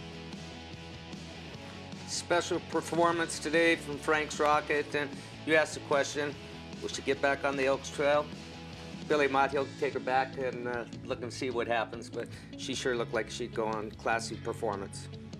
Our program brought to you by America's Best Racing. For the love of the race, visit americasbestracing.net today. We head back to New York and check in with Andy Serling. We'll take a look at the post parade for our 9th and final race today as we wrap things up. To maiden claimers, they're New York State breds. The one, She's Euphoric, unlikely to be euphoric after the race. Number 2, Ms. in the Mark, is a first-time star for Dominic Scatino. Not really much pedigree to speak of. More turf in the second family, but not the worst field to bet a firster, though. A mile tough first time out. One of a few in here that'll be happy to get back to a dry track is the 3, Wicked Kaisha for Randy Persaud and Dice K. Fukumoto. The number 4, Empress Luciana, a long shot for Eddie Barker and Sam Camacho. The 5, Broadway Angel, is the other one that Todd Pletcher's barn will be happy to get back on a dry track. It's leading rider Jose Lezcano, and in some ways the one to beat, but we'll see. The number 6, On to Cincinnati, a second-time star for Bruce Levine, stretching out. Mike Luzzy aboard this long shot. She'll need to improve a lot. The same could be said for the 7, Lil Morning Star for Kim Landati and Gary Richards. The number 8, DeBoard, the current favorite. Recent form is not good, and the mile distance is a big question. A dubious favorite, but not impossible. The 9, Stuytown Baby would have to improve for Mark Cassie. Appears to be better on the turf than the dirt. The 10, Playboy's Pitch, a long shot for a reason. And we wrap it up with my top choice, Just Stay Home. Linda Rice has those remarkable numbers. She's got a trainer, the 11, Julio Correa aboard. Remarkable numbers with second-time stars, and while this one did no running against better first time out, stretching out from sprints to routes with second-time starters has been very lucrative for Linda Rice. That's why I like the 11. Just Stay Home. Linda, for what it's worth, over the last 5 years, second-time starters stretching out on the dirt. Maiden, she's 12 for 30, and she's 5 for 10 with maiden claimers. We've seen many form reversals. I mentioned earlier horses getting back to dry tracks, and one of them is the 3, Wicked Kaisha for Randy Persaud, who ran a good enough second to win this race at a mile 3 back. Subsequently found 2 sloppy sealed tracks and did not run well at all. I think it's reasonable to assume this horse will run better on a dry track today. Now, the 5, Broadway Angel, the best race she's ever run has been on a dry track. She caught 2 sloppy tracks and didn't handle them at all in her last 2 starts. Now, her first start was at 6.5 furlongs for Todd Pletcher, and she really didn't run well in finishing second. She was actually kind of lucky to be second in there, but still, getting back to a dry track could help her chances. I don't love her at 7-2, but she's not impossible in here. I feel like the winner's supposed to come from the 3, 5, 8, and 11, and I think the 8 is dubious. I like the 11. Just Stay Home, Greg. All right, Andy, thank you loading up here. And, yeah, there's no one to fall in love with, certainly, in this race. DeBoard, the 8, is the favorite, sort of by default. The 2 best performances from this 3-year-old filly, they've come on off tracks, and they've come on races that were taken off the turf.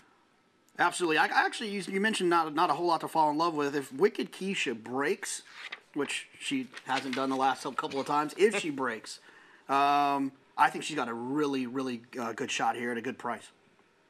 Yeah, she had her best effort for 30 maiden claiming at a mile at Aqueduct when she was second, beat a half length. Next 2 starts, they were sloppy tracks, so if you can forgive maybe the track those days, we'll see what she put forth December the 20th. John Imbrial with the nightcap from New York, race 9, here on America's Day at the Races on Fox Sports 2. Playboy's Pitch has moved in, and the 11 horse Just Stay Home now in the starting gate, and we are set for the start of race number 9. And they're off. Bit of a bobble there for number 8, DeBoard, right there at the start, and it was a slow beginning for Wicked Kaisha, who trails the field. Just Stay Home from the extreme outside. DeBoard now quickly moves up, and DeBoard has taken the lead. Just Stay Home is running in second. Stuytown Baby is next in third. On to Cincinnati runs in fourth. Playboy's Pitch on the extreme outside in fifth. Then it's Little Morning Star in sixth. Broadway Angel is in seventh. Ms. in the Mark down at the rail runs in eighth. Empress Luciana on the outside is ninth. At the back are She's Euphoric and Wicked Kaisha. First quarter, 24 seconds. It's DeBoard with the lead here by a length. Stuytown Baby and Just Stay Home. They are right together, second and third. Then Big Long Shot on to Cincinnati in fourth. Little Morning Star is moving up, and on the outside, Empress Luciana is gaining ground. As they race around the far turn, the half one in 48-2. It is still Dayboard, the one to catch here. She leads by a length. Stide Town Baby in second. Just Stay Home is in third, almost 3 lengths back to Empress Luciana, who's taken fourth. Little Morning Star down at the rail. Now Wicked Kaisha begins to pick it up on the outside, but still 6 or 7 lengths from a front-running Dayboard, who has the lead. Dayboard in front, and she's opened up now. It is Dayboard in front by 6 lengths. Empress Luciana down towards the rail. Stide Town Baby, Wicked Kaisha, and on the outside is the first-time starter, Mizzen the Mark. But it's been a super Saturday for Manny Franco. Win number 5, Dayboard, blew them away in the nightcap. And Mizzen the Mark did get up for second. Wicked Kaisha was third. Oh, we've seen some dominant performances these last few races. The nightcap in New York, Manny Franco on Dayboard. 5 win days. You heard from Manny. Another big effort here as this horse finally breaks through in career start number 8. Yeah, geared down at the finish. Never shown anything close to what we just saw there today. Big performance. Big day for Manny Franco. Big day for Manny, and bookend wins for George Weaver in this pick 5. He won the first leg with the favorite, and he won the last leg with the favorite. And the public all over it. 3-2 in the end on Dayboard. Filly by Central Banker, and owned by West Point Thoroughbreds, and didn't get off really to the best of starts in this race either, and still wins like this. Yeah, this is really impressive. When you see all the horses bunched together behind her, it's a real indication that was a pretty spectacular performance. So 3-2 favorite takes the nightcap in New York. Meanwhile, back at Gulfstream in Hallandale Beach, in the Any Limit, it was all about Frank's Rocket victorious in her 3-year-old debut. Let's go back to Acacia Courtney for more. Frank's Rocket, very impressive coming back to the racetrack, and I'm joined by winning trainer Bill Mott and winning owner Frank Fletcher. And Bill, we'll start with you. What were your impressions of that performance? Obviously, a nice win off the bench. I thought it was great. I mean, she really handled herself well in the pre-race activities. I mean, she was great in the paddock, and, you know, she went to the gate the right way, broke sharp, and Johnny said when he smooched to her leaving the 3/8 pole, she just responded very well. So, you know, obviously she drew away in the stretch and was impressive. I couldn't have asked for anything better or anything more. And Frank, she was obviously very precocious and then had some tough trips and some tough beats in graded company. How does it feel to see her break through to get the stakes win? Well, we're hoping now as a 3-year-old, we're off on our sophomore trip. And she's grown a little bit, put on a little weight, and so we're hoping for big things for her. Now, I think you both know the next question. Obviously, with a win like that, any thoughts about potentially getting back on the Oaks Trail, stretching back out in distance? You know, I think like 9 furlongs is probably a little beyond, you know, what she really wants to do. I mean, she's proven that she's effective at a mile. I think beyond that, you know, it's probably a little, you know, it would be a test, you know, to try her. You know, if you're looking long-term with a filly like this, I would think ideally maybe a race like the Ballerina or the Test at Saratoga. You know, they're 7/8 of a mile. She seems like that's the category that she would be good in. But, however, you know, maybe a mile in a race like the Acorn or something would be a possibility too. I mean, I certainly don't want to discount any races at a mile. All right, well, we'll be looking forward to seeing her there. Both of you, thank you so much. Congratulations, a very nice filly you have. Thank you very much. And we see Frank's Rocket with a big win coming back. Looks like we've got some races we'll keep our eyes on down the road, Greg. Look, that's a Hall of Famer who's accomplished everything you would want to in this game. Do you think Frank Fletcher, though, saying, I got some time to work on him to try and change his mind here? I don't know. I don't think Frank Fletcher's going to try and change Billy Mott's mind. He's with Billy Mott for a reason, and the reason is that he makes those kind of decisions. He's realistic. You called it right there. He called it. We talked about distance limitations earlier. He said 9 furlongs is probably a little bit stretching it. Not going to go over a mile. It doesn't sound like this year. And I think when Frank heard that, it's pretty much cut in stone. I will tell you this, note to self, if she does show up back in the Oaks Trail, if she wins the next one, the one-turn mile, Devona Dale or whatever, and then shows back up, now there's an opportunity to try to beat her in a race where Bill Mott pretty much said he's worried about the distance. Interesting answer there from the Hall of Famer. So definitely we're going to see her back in some big spots, but it sounds like for now at least Oaks Trail is not on that agenda for Frank's Rocket. Grade 2, Buena Vista, mile on the turf, and the emergence of a potential superstar, Jolie Olympica, making her second state start. She set a course record in her state's debut in the Las Cienegas. Let's go to Michelle Yu for more. Richie Baltas going to send out a pair here in the Buena Vista. Vastly different horses. One, a former $35,000 claimer, and the other, a Grade 1 winner. We'll talk about the Grade 1 winner, Lady Prance-a-Lot. We haven't seen her since her score. Coming back here to the mile distance, though, Richie, do you feel like this is a springboard spot for more real estate, or do you think that she's going to be okay at the mile this year? I think she's okay at a mile. She was running against 3-year-olds all last year, and we got the big prize. We got the American Oaks, so... she's had plenty of time, so I think she'll be making a late run, and Joe came out to ride her, so I think we're in good shape. You mentioned that she had faced age-restricted company last year. How big of a difference is it to step into older fillies and mares? I don't know. It's hard to say. I mean, hopefully she progresses from 3 to 4. She's been very sound, and we gave her a lot of time between races, so we'll see. Super Patriot ran really well in the megahertz last time out, came closing like a freight train. When you claimed this filly, were you thinking graded stakes, or were you just hoping to get through a couple of conditions? Basically conditions. I always liked unusual heats, and she's been a blessing. We own a little piece. She's a house horse, and so she's in a little deep today, but she's really kind of out of conditions, and so we're taking a shot. She's had 6 different riders in her last 7 outs. I guess either she's not a tricky horse or maybe she is. No, I think they all just take off. All the riders take off because they don't think she's going to do any good. But no, Johnny Velasquez won on her, and a couple other guys have won on her. And so, I think this Ruben will fit her well. Good luck here. Thank you.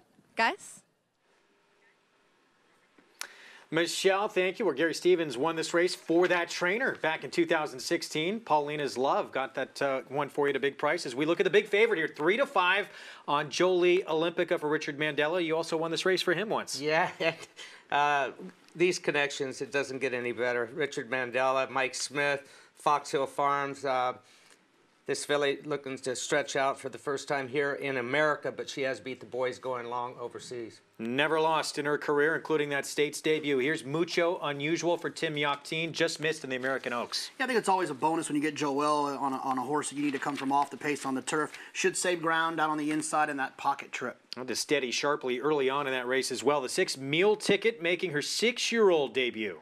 Yeah, she's 52 to 1, which isn't a great sign, not taking any money. She's 0 for 5 in her career off the layoff. Brill, she was highly regarded back as a 2-year-old for Jerry Hollendorfer. Now she's with Don Chatlos, and a win or 2 back on turf. She tried turf 2 back, and it was a win. She regressed coming back in the Grade 3 megahertz, and a big price, getting no action at all, no respect, 61 to 1 with Giovanni Franco. Just heard from Richard Baltas, and here's his 2 fillies. Well, Lady Prance-a-Lot kicks things off, American Oaks winner. Yeah, and I agree with what he said about Ruben Fuentes. I think he'll fit this filly well. She comes from off the pace. He's a patient rider. His job's going to be to get over, save ground, and come with that run. Super Patriot, Baltas other in this spot, the 9. I'm sorry. That's who I was just talking about right there. I apologize for that. But Super Patriot, Ruben Fuentes, here we go. La Sardane went by for Neil Drysdale, and Keeper of the Stars, big long shot, but should bring speed. Yeah, she's going to bring some speed, could apply pressure to your favorite, but we'll see. Tiny Tina on the outside, just missed in the Robert J. Frankel. Looking at her form, you see a lot of longer races. I wonder if they want to go longer and they just happen to fall into this spot. Well, no surprise what this race is all about. Jolie Olympica, undefeated, 4 for 4, course record in that state's debut. Let's check in again with Michelle Yu. Thanks so much, Greg. You guys were talking about Keeper of the Stars having a little bit of speed, and I felt like breaking from the outside, she was going to have to be used a little bit to try and get on the lead. And even if they use her, I'm just not entirely convinced she's going to be quick enough early, because the speed that Jolie Olympica shows is definitely a little bit faster. Now, after she ran that last race at 5.5, and you're stretching out to a mile off just the one start here, I was able to catch up with Mike Smith, and he told me, honestly, Michelle, the best part about that race was crossing the wire. And I thought, oh, just relief that she won. And he said, no, because she didn't even take a deep breath. She wasn't at all winded. She easily is going to be able to get a mile. So I don't think there's any distance concerns from her camp. She also acted extremely professional. Before her last race, the megahertz here, she had been rearing in the paddock. She was kind of stopping, didn't want to go forward, was just very high energy, but in a negative type of way. Here she has been picture perfect on the racetrack, as well as being saddled and in the walking ring. So I like to see her just mentally maturing here as they come into this race. We talked to Richard Baltas earlier about his pair of horses. Lady Prancelot, she looked okay coming out. She does have a little bit of a winter coat going on, and some of these fillies are nice and slicked off, or at least have been clipped. And it wasn't until a little bit late that they decided to go in this spot. So even though Richie said she should be able to handle a mile, I still feel like this is going to be a springboard situation for Lady P here. And horses are making their way onto the turf course right now, guys. So best of luck to everyone here in the Buena Vista. Michelle, thank you. And, you know, we had talked about this off air a little bit. Michelle alluded to it as well. But Jolie Olympica, who you're looking at, she was extremely misbehaved in the paddock in that States debut. What are you seeing from her right now that makes you think today's different? Well, she was behaving herself, and right now what you're seeing is just one that's ready to get in the starting gate. She's prancing right now as they're stepping foot on the turf. She knows it's about game time, and she's fired up, and fired up in the right way. Being down there in the one hole, I'm sure Mike needs to get a good break so he can get her settled. If she stumbles leaving there, he found out that she doesn't have to have the lead last time early on in the race. But look, this is going to be a slower run race the first quarter mile than what she ran last time, going 5.5 furlongs. So I anticipate her being on the lead or close to it, but she'll get a good break hopefully today. It's not that she didn't break good last time. She broke all right, but the ground broke out from under her. And the start of that race, going 5.5 furlongs, actually starts on the dirt, and then they run onto the turf course. So it was probably the loose surface that got away from her. I'm thinking on the grass, she'll break a lot cleaner today than she did in that last race. I love the type of horse that she is, breaking down from the inside. She probably wanted more ground, ran well sprinting. She's drawn to the inside with a Hall of Fame rider. I think she'll sit right there in the pocket, and hopefully she can. It'll open up for her, and she'll run through there. Jolie Olympica, perfect record on the line. Set a course record in her debut off a 7-month layoff. Didn't break completely sharply. We'll see if she breaks a little better today with Hall of Famer Mike Smith in the irons. In the Grade 2 Buena Vista, she has the rail. Frank Miramati with the call here on America's Day at the Races. Tina. They're in the gate. And they're off. Jolie Olympica breaks out beautifully and takes the lead at once. Brill in the center of the course has some speed as well. So does La Sardin, and Keeper of the Stars is in fourth. Then Mucho Unusual together with Meal Ticket, 6 lengths off the lead. Lady Prancelot is a couple behind them. Tiny Tina second to last, and Super Patriot at the back.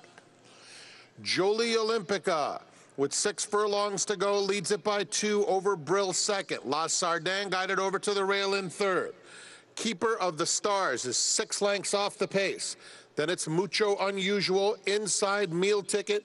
2 more back to Lady Prancelot with Tiny Tina outside of her, and Super Patriot. Heading to the half-mile pole in the Buena Vista Stakes. And it's Jolie Olympica, untroubled up top, leads by 2.5 lengths. Brill is second by the same margin. La Sardin still third. Keeper of the Stars is next. Meal Ticket on the outside of Mucho Unusual, 8 lengths off the lead. Lady Prancelot now gets a nudge. Tiny Tina outside of her. Super Patriot has trailed throughout. Jolie Olympica, Brill trying to get closer in second. Keeper of the Stars on the outside of La Sardin. Then Mucho Unusual and Lady Prancelata, furlong to go. Jolie Olympica maintains the lead by a length, still under a hand ride. Keeper of the Stars, Mucho Unusual angles out. Keeper of the Stars trying to get to Jolie Olympica. They're head and head. Jolie Olympica, Keeper of the Stars. Keeper of the Stars runs her down. Jolie Olympica was second. Mucho Unusual a close third. Then Lady Prancelot and Tiny Tina.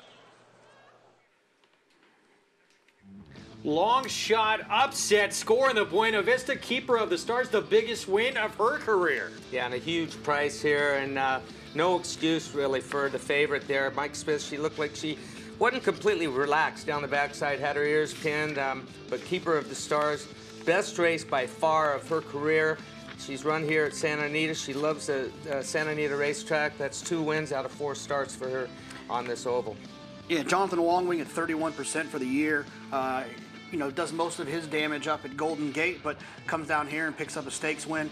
You know, one thing I noticed about Jolie Olympica is you know, look, it's nice to be loose on the lead, but sometimes it's nice to get covered up, and with no one going with her and allowing her to kind of sit off of something, it might actually hurt her in the long run. Yeah, she threw her ears up a couple of times coming away from the gate at the start, telling me she was relaxed, and then when she got into that first turn, the ears were pinned back, and that tells you that they're not relaxed. And Brill, the same thing. She got rank in her last race. She was rank running second today, so both of them going a little too fast, doing a little bit too much too early, and never settled. 35-1. She's now 4 for 9 on the turf in her career. She owned a graded stakes win where she beat Mucho Unusual in the past. She should not have been this big a price, should she? No, I mean, all the money was on the favorite in here, and a lot of these fillies slip between the cracks here, and Mucho Unusual ran a huge race to run second. Huge upset. Not today for Jolie Olympica. Beat it odds on. 35-1 shot Keeper of the Stars with the victory in the Grade 2 Buena Vista. More coming up on America's Day at the Races on Fox Sports 2 right after this.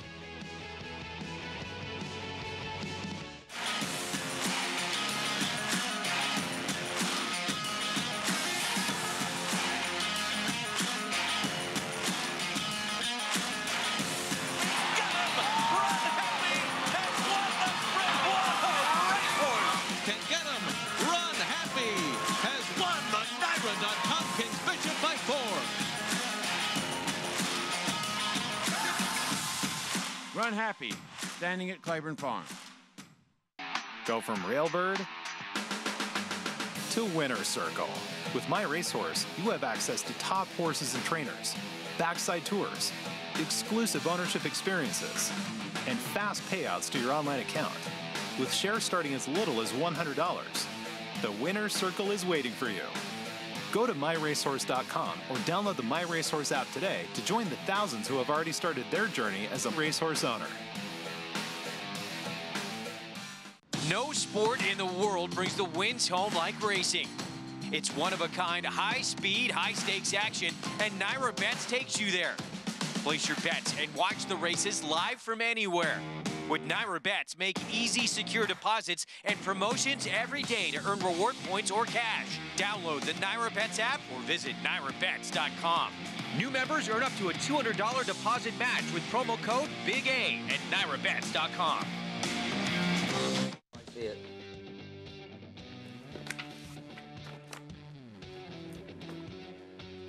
Back on America's Day at the Races, brought to you in part by Claiborne Farm. 100 years of doing the usual, unusually well.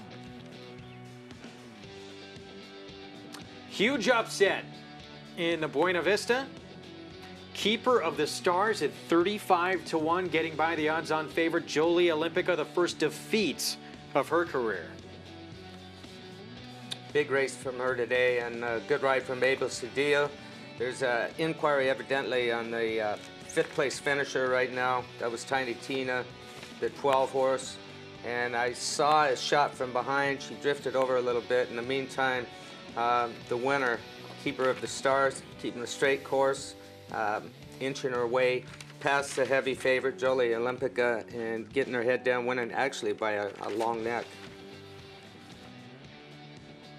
Well, you're Mike Smith. You broke sharper this time. Everything seemed to be going okay early on.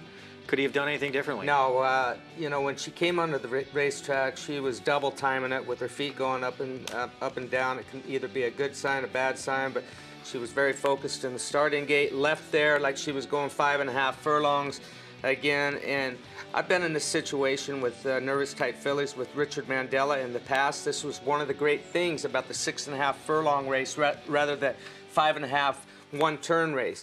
You get a filly that is speedy like her, but it's easy to get them covering. It plays more like a route race than it does a sprint race. So it'll keep their mind a little more relaxed, but coming off that sprint race, I'm not surprised that she was getting as wound up. But when Mike turned down the backside, I noticed, I call it the split finger, where he takes his reins and extends the cross on their neck and drops his hands down, and that's how he gets one to relax. And he was doing it. He had his hands further back, you know, further, trying to get her to switch off the bit. I never saw her one time down the backstretch throw her ears up, showing me that she's getting a breath full of air. So she was pretty well used up coming into the eighth pole, the final eighth of a mile, and she still responded, still fought. But I'd look for a spot where there'll be other speed. He can get her settled, back off of her a little bit, and get her mind right. But take nothing away from Keeper of the Stars today. She ran a big race, and congratulations to him. Well, good news, Jolie Olympica. She's in the hands of a master, Hall of Famer, and now he's got a little bit of work ahead of him. So we'll see what happens with her next. First defeat of her career, but a 35-1 shot. Keeper of the Stars. Big win for these connections, trained by Jonathan Wong. Abel Cedillo in the irons. Look, and about the favorite, that was only her 5th career start. She's traveled from the Southern Hemisphere to come here, and so honestly, she just turned 4 years old. Or 3 years old. She's younger than the rest of them. So race is official now, and they said that the 5-horse was disqualified for 5th money in here. Or the 12-horse, excuse me, for 5th place. The 12-horse was disqualified. Different green. Different green. To your point, though, again, yeah, I mean, she was coming off a 7-month layoff when she made that States debut, Jolie Olympica. This just her 2nd start back in a new country from that long layoff. So we could see a lot better days ahead from what we saw in this performance in the Buena Vista as she gets beat at a short price here. We're going to have some bonus coverage from Oaklawn Park. When we return, we will bring you the 8th and entry-level allowance, 6 furlongs. Bob Baffert looks to have a heavy hand with morning snow coming off a dominant maiden score here in Southern California, but it was all the way back to last summer when he last ran. It's America's original sport, and no one covers it better than americasbestracing.net. From the sport to the lifestyle, the best races, horses, and destination venues, cocktails, gambling, fashion, and more. America's Best Racing is a sport for you. Live it, love it, bet it. Warfront. This son of Danzig ranks among the world's elite sires, with Grade 1 winners on dirt and turf, and star performers both at home and abroad. Warfront's success as an international super sire is unmatched. Recent Grade 1 winners include Omaha Beach and Preakness Stakes hero War of Will. In the auction ring, Warfront was the #1 sire by highest average at Keeneland September, with yearlings commanding prices up to $2.9 million. Warfront, standing at Claiborne Farm. Master horse racing with the power of daily racing form. DRF has helped players win at the races for 125 years. Now the information you trust is better than ever. Get exclusive late-breaking news from our reporters at tracks across the country. Position yourself to win by adding Buyer speed figures and the new DRF formulator to your handicapping arsenal. Go to DRF.com today. Use coupon code DRF2020 to get a free formulator card and start winning.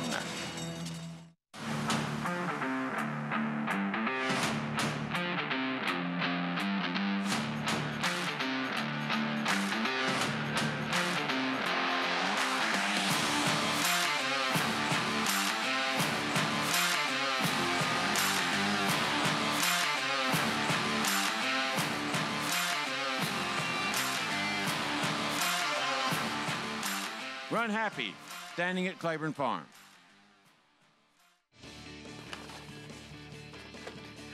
Back on America's Day at the Races on Fox Sports 2, and a huge upset in the Grade 2 Buena Vista. First defeat for Jolie Olympica in her career. It's keeper of the Stars, daughter of Midnight Loot for Jonathan Wong, Tommytown Thoroughbreds. And Abel Cedillo, 35-1, $74 winner. Let's go to Michelle Yu for more. Thanks so much, Greg. I'm here with Jonathan Wong and his assistant trainer, Vivian, who did such a great job here today. I know this filly means so much to you. She was your first graded stakes winner. What was it like to watch her storm home here? Oh, it was amazing, an amazing feeling. When she turned for home and I saw she was within striking distance, I was like, oh, we have a chance. And then she just kept trying like she always does. She has so much heart. Such an awesome horse. Did being on the outside help her today? Oh, yeah, definitely. She's the type of filly that needs to be on the clear where she doesn't get stopped because she's such a big, long-striding filly. She takes a while to get going, and if she stays clear, she'll run all day. First couple of her races, she was on the lead. Now, like you said, she ran at the pace today. Has the switch in what she's been doing just been a product of growing up and changing something, or was it just when she was running against allowance horses she was that much better? Well, I mean, I think we've been training her to sit behind horses and finish because, I mean, you need to finish in these races. Just going to the lead and hoping to hang on isn't going to work. I mean, she has to be able to sit, relax, and finish if she wants to step up to the next level like today, and she did. So, I mean, I'm very, very happy. Very happy, very grateful for Tom and Debbie Stoll for giving me the opportunity to train her. She's amazing. Congratulations. Thank you so much. Keeper of the Stars gets the Grade 2 Buena Vista. And does so lighting up that tote board, $74 for the win. As we bring you some bonus coverage as promised from Oaklawn out in Hot Springs, Arkansas. This first level allowance condition, 3/4 of a mile. Not a big surprise to see 4 to 5 on the 4. That is the Bob Baffert runner. Morning Snow, who JK we last saw here in Southern California, June of last summer, dominating at 2 to 5. Yeah, look, I'm a card-carrying member of the Bob Baffert fan club. I think he's one of the greatest trainers in the world. This horse is going to have some speed they're going to have to deal with. There's speed to the outside with the 5 Candy Cornell.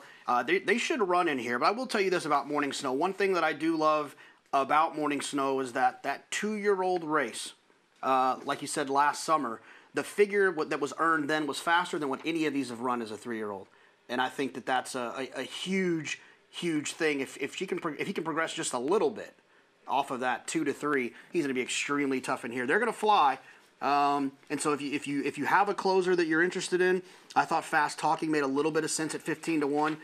If you want to use underneath or even possibly use on top, but gonna have to deal with some speed in here. But without a doubt, Morning Snow should be 4 to 5 and makes a lot of sense. I mean, well, the 7 Fast Talking beat second time out a horse named Leinster, second start of his career, wound up becoming a monster turf sprinter. Yeah, and when was the last time you saw these two names, Phipps and McGahee? This is the son of Shug McGahee, took out his own trainer's license and has a group of horses at Oaklawn Park. Yet to get a winner. He's only run 4 horses there. He's had 1 second, but be nice to see him get into the winner's circle. We'll see if today's the day. And with the 7 Fast Talking, got to get by the Baffert runner, Morning Snow. Long time away for the races. As you see, there's that McGahee runner, son of Flatter, moving in line. It is the 8th from Oaklawn, Vic Stauffer with the call. Bonus coverage here on America's Day at the Races.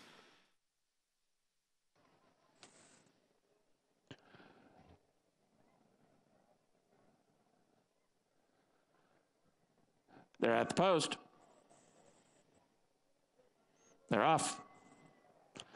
American Mandate and Tough Love break well. Candy Cornell, Morning Snow, a stride slow, but now he's on the move between horses, and there he goes all the way up to challenge for the front. Market King is next, then Royal Daher and Storm in Hong Kong, and the trailer is Fast Talking. Morning Snow is the leader past the half-mile pole. He's a half length in front of Candy Cornell. 3/4 back to Market King, 3 deep. American Mandate stays at the rail, 4th and 2 from the front. Royal Daher just outside of him. Tough Love has 4 lengths to make up. Then it's 3.5 back to Fast Talking. Storm in Hong Hong Kong is the trailer, and Candy Cornell has just put his head in front of Morning Snow. Morning Snow and Candy Cornell with a 3-wide Market King. These three at the top of the stretch. American Mandate is about to move into third, and Morning Snow has dropped back. He's now a length behind Candy Cornell and Market King. Royal Daher's got a chance. Between horses, American Mandate and Tough Love diving to the rail. And look at this, 5 across the racetrack. Tough Love at the rail. Candy Cornell, Royal Daher, American Mandate. 4 of them come to the wire, and Tough Love rides the rail to victory. Tough Love in front.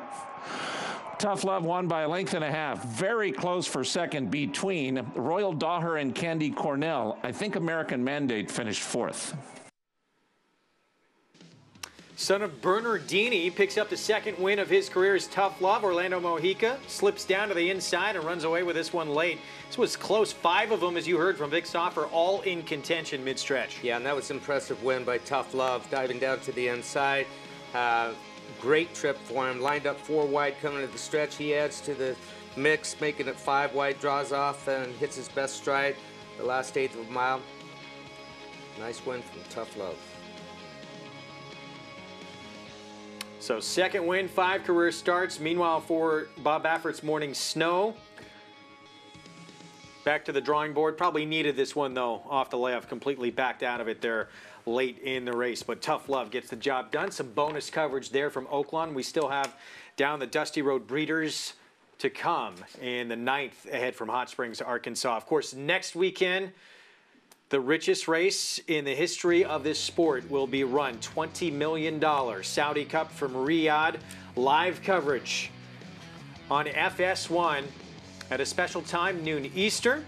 Presented by Run Happy with limited commercial interruption. And the names, some of them will line up. 3-year-old Champ Maximum Security, McKinsey, Mucho Gusto for Baffert, and the Philly Midnight Bizou, who beat one of the biggest upsets on Breeders' Cup weekend. We'll be back at it from King Abdulaziz Racetrack. $10 million to the winner. The most significant event in the history of horse racing in Saudi Arabia as they look to become a major player on horse racing's world stage. And they have attracted a tremendous group of runners from all across the world, including this U.S. contingent, headlined by the 3-year-old champion Maximum Security. Yeah. This race came along 2 years too late for me. Why couldn't they have been racing for $20 million when G. Stevens was still at it? It's amazing the money that we're running for around the country now. Some late-breaking news. Tacitus for Billy Mott. He's going to have a new rider over there. Jose Ortiz fracturing his wrist. We just got the news earlier today at Gulfstream Park. Meanwhile, here's Maximum Security. So this will be his 4-year-old debut, running for $20 million. He last ran in the Grade 1 Cigar Mile. He was dominant in that performance in his 2 tries taking on older horses at 7 furlongs in a mile. He passed the test impressively. Yeah, he did. And question is going to be, can he get the mile on an 8? But I'd say, yeah, he can. And it looks great right there. Looks like he shipped over good, carrying good flesh. And this is Cigar Mile. When he's trying the older horses for the first time, he didn't just try them, he destroyed them. He's an amazing horse, had an amazing year. Champion 3-year-old. Disappointing disqualification in the Kentucky Derby. It didn't faze him. He didn't know that he was disqualified. And don't discount the horse he's beaten right here in Spun to Run. A very good horse in his own right. I thought Maximum Security was extremely impressive that day. And this is a look at him working Tuesday at Palm Meadows. We know Jason Service never has him blaze in the morning by any stretch. 4 furlongs and 54 flat. But he's coming off the bench. Now it's his 4-year-old debut, and he's traveling a long way to Riyadh to make that debut. What do you expect to see from him? Well, you want a fresh, happy horse, and you can see the exercise rider looking at his watch every furlong pole that he goes by. So all of this is by design. I expect him to run a huge race. He's jumping into some deep water again with facing McKenzie. Things aren't going to get any easier for him, but he's not going to make it any easier on his competition. He's got some tough competition From not only all across the world, but certainly in the States, he's going to have to deal with a couple of Bob Baffert runners. Horse who was favored in the Breeders' Cup Classic in McKenzie, had some tough trips last year. We remember the Met Mile, wound up second in that Breeders' Cup Classic. But is Whitney maybe his best moment that he's had? Most definitely. And Mike Smith was his original rider, and they made the change to Joel Rosario. So Joel will be going over to ride him in the Breeders' Cup Classic in that defeat, but he looks great. Same thing. He had a nice workout here before he left, carrying good flesh when he got over there. That's just about 36 hours ago, I believe, when these were taken. So McKenzie, the Whitney, JK, we saw it at Saratoga this summer, 111 Beyer number that he put up in this group when he beat Yoshida, and he beat the eventual Breeders' Cup Classic winner in this race. Absolutely, he was magnificent in this race, and you know, keep in mind, I think the 1 1/8 is probably perfect for him. The 1 1/4, I thought he ran well enough in the Breeders' Cup Classic, but the 1 1/8 is exactly where he wants to be. Bob's been pointing to this race. He's done that before successfully with big layoffs. He did it with American Pharoah when he won the Classic. I think McKenzie's going to be tough in here. Obviously, want to see where everyone draws, but that'll be picking here. Yeah, and you see it right here. That's a big benefit of being in the Bob Baffert barn. He's got an arsenal of horses over there that are quality horses, so he can match these horses up in the mornings. That's why we see the success coming off the long layouts. They're having these major workouts. They're controlled workouts. He's on the walkie-talkie there. See McKenzie on the outside, just starting to extend himself as they cross the finish line. They have these huge gallop outs into the turn. He continues to pick up momentum going in there, so that's how he's able to keep him so fit, or get him so fit off the long layoffs. Well, it's not just McKenzie for Bob Baffert. We're going to talk about his two-pronged attack with his other runner in just a moment. Let's look at the tail of the tape, though. Between Maximum Security and McKenzie, they each have 7 wins between them, and they have won a whole lot of money, too. Yeah, Maximum Security, only 9 starts, 7 wins in those 9 starts, actually 8 crossing the finish line first. Good point. And the earnings would be about $2 million higher, or $1.5 million higher if he hadn't lost the Kentucky Derby, had it taken away from him. This is a great illustration. I think these are the 2 horses it's going to be between. I'm not as excited about the other M's we're sending over from America, Mucho Gusto and Midnight Bisou. Well, that's the other Baffert, Mucho Gusto. Pegasus win, runs the best number of his career. Were you surprised that he ran so well that day? Yeah, I mean, I thought he had a great chance of winning, but I didn't expect him to win like he did. And you mentioned the best numbers that he's got in his career. I have a theory. It was the first time without Lasix. That's the sharpest we've seen him early on in the race. Has the Lasix been draining him a little bit, you know, knocking the edge off of him? Because he showed drastic improvement. I talked to Bob about that the other day and just kind of raised his eyebrows at me like I was nuts. But there's going to be no Lasix over there, so would that affect some of the other runners? I don't think so, but we know that it does. This was a huge run in the Pegasus. And he's going to get another crack at Maximum Security as well, JK. Chased him in the Haskell, wound up second to him in that contest. Yeah, you know, I just feel like Mucho Gusto is a cut below. I mean, obviously his performance in the Pegasus World Cup doesn't agree with my thought about that. Look, he ran well. He's going to have to prove it to me that he's at the level of these horses. There's not a horse in there in the Pegasus World Cup that I think would have a chance in this race. And so I'm not going to give him too much credit for that performance as it goes towards what's he going to do in the Saudi Cup. But I just think he's a cut below. Well, meanwhile, Midnight Bisou, I know when Mike Smith got taken off of McKenzie, he wanted his connection so bad to say, let's take a shot at the boys and we'll get a little bit of revenge. Now he's going to get a chance to get that revenge, although one of the biggest upsets against her own sex in Breeders' Cup weekend, winding up second in that distaff. I thought she ran huge in defeat that day. She missed the break and was shuffled back, and I've talked about it before, the kickback at Santa Anita. During that time, the track was deep, and it's horrendous. It's hard to make up ground. She did make up ground. She fought a brave race, just second best that day under the circumstances. But if she bounces back to what we saw all summer long prior to the Breeders' Cup, I think she can hold her own against the mares. And Jeff Bloom Racing, they're not afraid to take chances anywhere. Got Hall of Famer Steve Asmussen training her.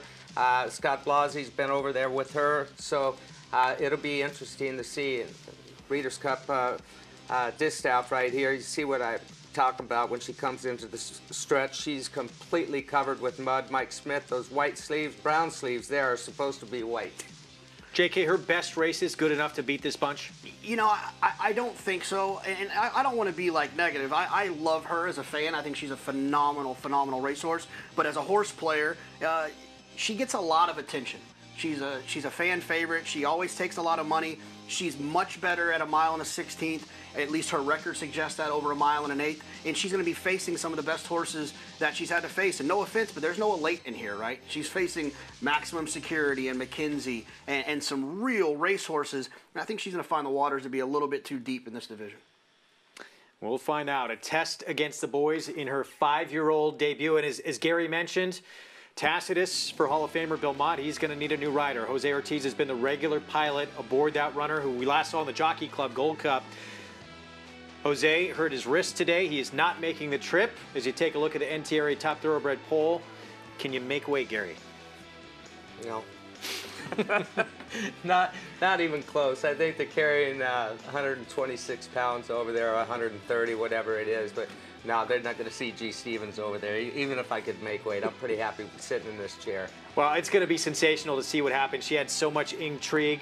Midnight Bisou and Tacitus, his first start back since the Jockey Club Gold Cup, going to be tremendous. It all happens next Saturday, Fox Sports 1, early start time, presented by Run Happy, with limited commercial interruption at noon Eastern time. And then join us, we've got a double dose. We'll be back on Fox Sports 2 with more racing at 3 Eastern time. Results in from the 8th at Oaklawn, Tough Love, $10.20 for the victory.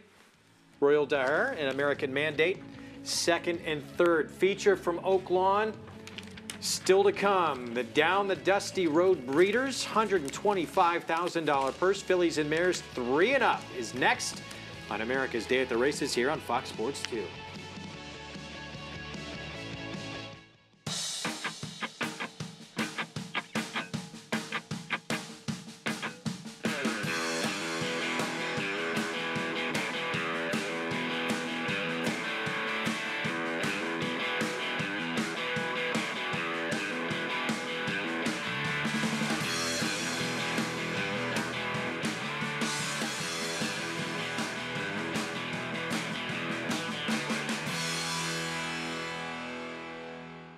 No sport in the world brings the wins home like racing.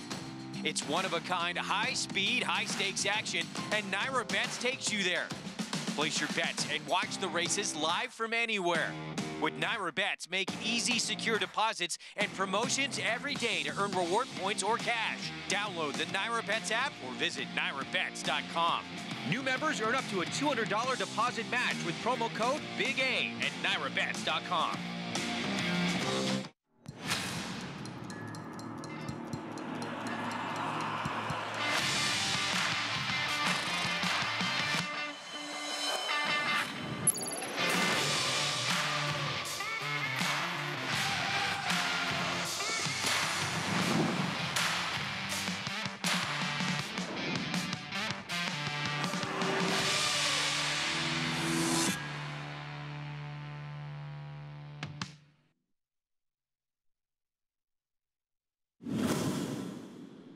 AP&D is right there now on the outside. So it's the Preakness winner on the inside, Pine Bluff. AP&D is right there with him. And on the outside, here comes My Memoirs. He's right there, 3rd. They're in the final furlong. And Pine Bluff is all out on the lead. AP&D is right there with him. It's very tight. My Memoirs is full of run, but AP&D surges to victory in the Belmont Stakes. Horse racing lost a legend earlier this week at 31 years of age. AP Indy, the 1992 Horse of the Year, one of the world's great stallions, died peacefully at his longtime home at Lane's End near Versailles, Kentucky, due to the infirmities of old age. Son of a Triple Crown winner, Seattle Slew. He was a 2-time leading sire.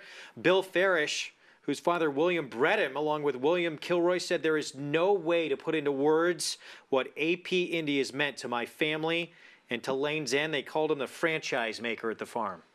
He was the franchise maker. He's done so much for American racing, and that pedigree, the AP Indy line, will be around forever. in the thoroughbred industry. Been a great broodmare sire, been just a great sire in himself. Champions included Bernardini, Mineshaft, Honor Code, Rags to Riches, the filly who beat the boys in the 2007 Belmont. What a legacy he leaves behind. More live racing coming up. We're going to take you back to Oaklawn for their feature, the Down the Dusty Road Breeders. 6 furlongs, fillies and mares competing in this spot. And we're going to take a look at the field here in just a moment. The morning line favorite, that was Bye Bye Jay. We've not seen her since last May in the Grade 3 Miss Preakness when she had to go up against Kofefe, who wound up winning the Breeders' Cup Filly and Mare Sprint. So we'll talk more about this field in a moment. Of course, a lot of changes going on right now at Oaklawn. A $100 million expansion is ongoing that includes the construction of a high-rise hotel and multi-purpose event center. The project is one of the largest hospitality investments in the history of Arkansas. Lafitte Pinkai has more. Since 1904, Oaklawn has been one of the nation's premier racetracks. There's so many factors that come into Oaklawn being a unique meet. The location is an ideal location, the time of year, and the quality of racing that they bring throughout the country at that time of year. It's just top show. The fans here at Oaklawn are probably the best fans in the country. They show up, rain or shine. You know what? I love Oaklawn because it is that tradition. And you still get fans that come out on the big days, and the attendance equals the population of the town. Horse racing is the only professional sport in the state of Arkansas. I think it's a good time. Number one, family, friends, bet a little bit of money. It's a good day. And the good days have extended to the handicapper. In 2018, Oaklawn led the country in average field size of 9.2 horses per race. For a handicapper, if you've kept up, you can get strong value in these races because, truthfully, horses will show up from 6 jurisdictions. This is our Saratoga of the South. We try to get horses from all over the country to set up to come here knowing we have a strong 57-day meet for some very strong money. Oaklawn is the #1 tourist destination in Arkansas and is set to embark on a $100 million plus privately funded expansion project, all while never losing focus of the Sella family's 115-year love of thoroughbred racing. Family's motto is racing first, and so everything we do, the hotel, the expansion of the game room, and the event center is all into and try to enhance the racing product. We've seen purse increases for the last 11 years straight since we've incorporated the gaming side of life. And so as we continue to enhance the gaming product, continue to make this more of a resort environment, just that evolution.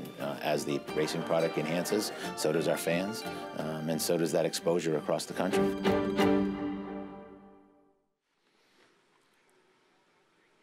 Well, the most exciting part about this, to me, this hotel, 7 stories, 200 rooms, it's going to offer patrons the vantage point of overlooking the racetrack as horses come down the stretch, and they're going to have 2 presidential suites. I say our show, book them out for the rest of the meet next summer. We're there. Absolutely. I don't know if I'll be safe right next to that casino, though, staying there, but saw it firsthand last week, and I'm in love with Oaklawn Park and the people there. It's a great place, and just a lot of fun, a lot of atmosphere, and it grows. Not every year, every week out there. Here's our post parade for their feature, the Down the Dusty Road Breeders. We start with Matapan, who's making her 4-year-old debut. 4-year-old debut, and this filly off the layoff trainer hits 26%. And she has speed from that inside post. Blushing Bella, 10-time winner from 44 starts. Well, there goes that man again, Diodoro. Winning at 38% for the current meet. First time in his barn. Had a little bit of a trip last time. George's Reward. She was the beaten favorite, ran 3rd in this race last year. Yeah, and she was favored in it last year, and she's getting bet right now. Second favorite at 9-2 right now. Dutch Treat, 16-1. Here's my sneaky one. This horse has missed the break a few times. If she breaks better, she's got a shot to get into the number. Proud Victoria, not for the faint of heart with her running style. Just gotten up in time in each of her 2 starts. She's unbeaten. Unbeaten, and she broke her maiden against Open Company. That was at Remington Park, Statebreds last time, and she got up and got won by a head. More speed with a 7 Dixie Flyer. All kinds of speed. This is her 29th lifetime start. Not so good off the layoff, but second time out. The one to beat with a 9-month layoff, moving to the barn of Steve Asmussen, Bye Bye Jay. Yeah, and this filly's, she's only run against state breds on two occasions, and she's won both of those by decisive figures. And 16-1, can you make a case for the outside runner, JK? She's going to need to find her 2019 form. It's 16-1. I don't think that's a good enough price to try to find out. What about this short price we're seeing on Bye Bye Jay off the long layoff at 4-5? Long layoff doesn't worry me at all. It's what she's done in the past against the state-bred horses. You look back to March of last year, she won by 8.5 lengths, and then come back in the stake race, Rainbow Miss. That was in April, and she won that decisively as well, and she beat two other horses in this race. So doesn't worry me coming off the layoff. Steve Asmussen, she's got steady works at Oakland Park. This is a Mr. Buff situation against State Bred Company. He's just way too good. Is that the same with Bye Bye Jay? I think that might be the case. Obviously, Ricardo Santana's an aggressive rider, got an outside post, could get that outside speed. Trip we've talked about does so well at Oakland Park. But I think it's also important to mention that Steve Asmussen, his name is obviously comes up quite a bit. I think he's one of the greatest trainers in the game. He's good at everything. Whatever it is, whether it's fillies, whether it's claimers, whether it's stakes horses, whether it's Matoli, whether it's Midnight Bisou, Rachel Alexandra, or Curlin, he's good with all of them and everything. And so whenever I see his name, first time Steve Asmussen, I always give a couple of extra bonus points to that horse. We're going to check in now with Nancy Holthus, standing by with a trainer on the favorite in this race last year. Thanks so much, guys. Ron Moquette here with me. He's got two chances to win this one. First with Georgia's Reward, the more experienced, and Proud Victoria, who took on state-bred runners in Allowance Company and was Victoria. Ron, how do you see this race setting up? Obviously, Georgia being battle-tested and Victoria really having to step up today. With two runners in here, they kind of have similar running styles. How do you see it setting up? Well, I hope there's a little speed that goes up there. Ricardo's horse, Asmussen's horse, is a very nice filly.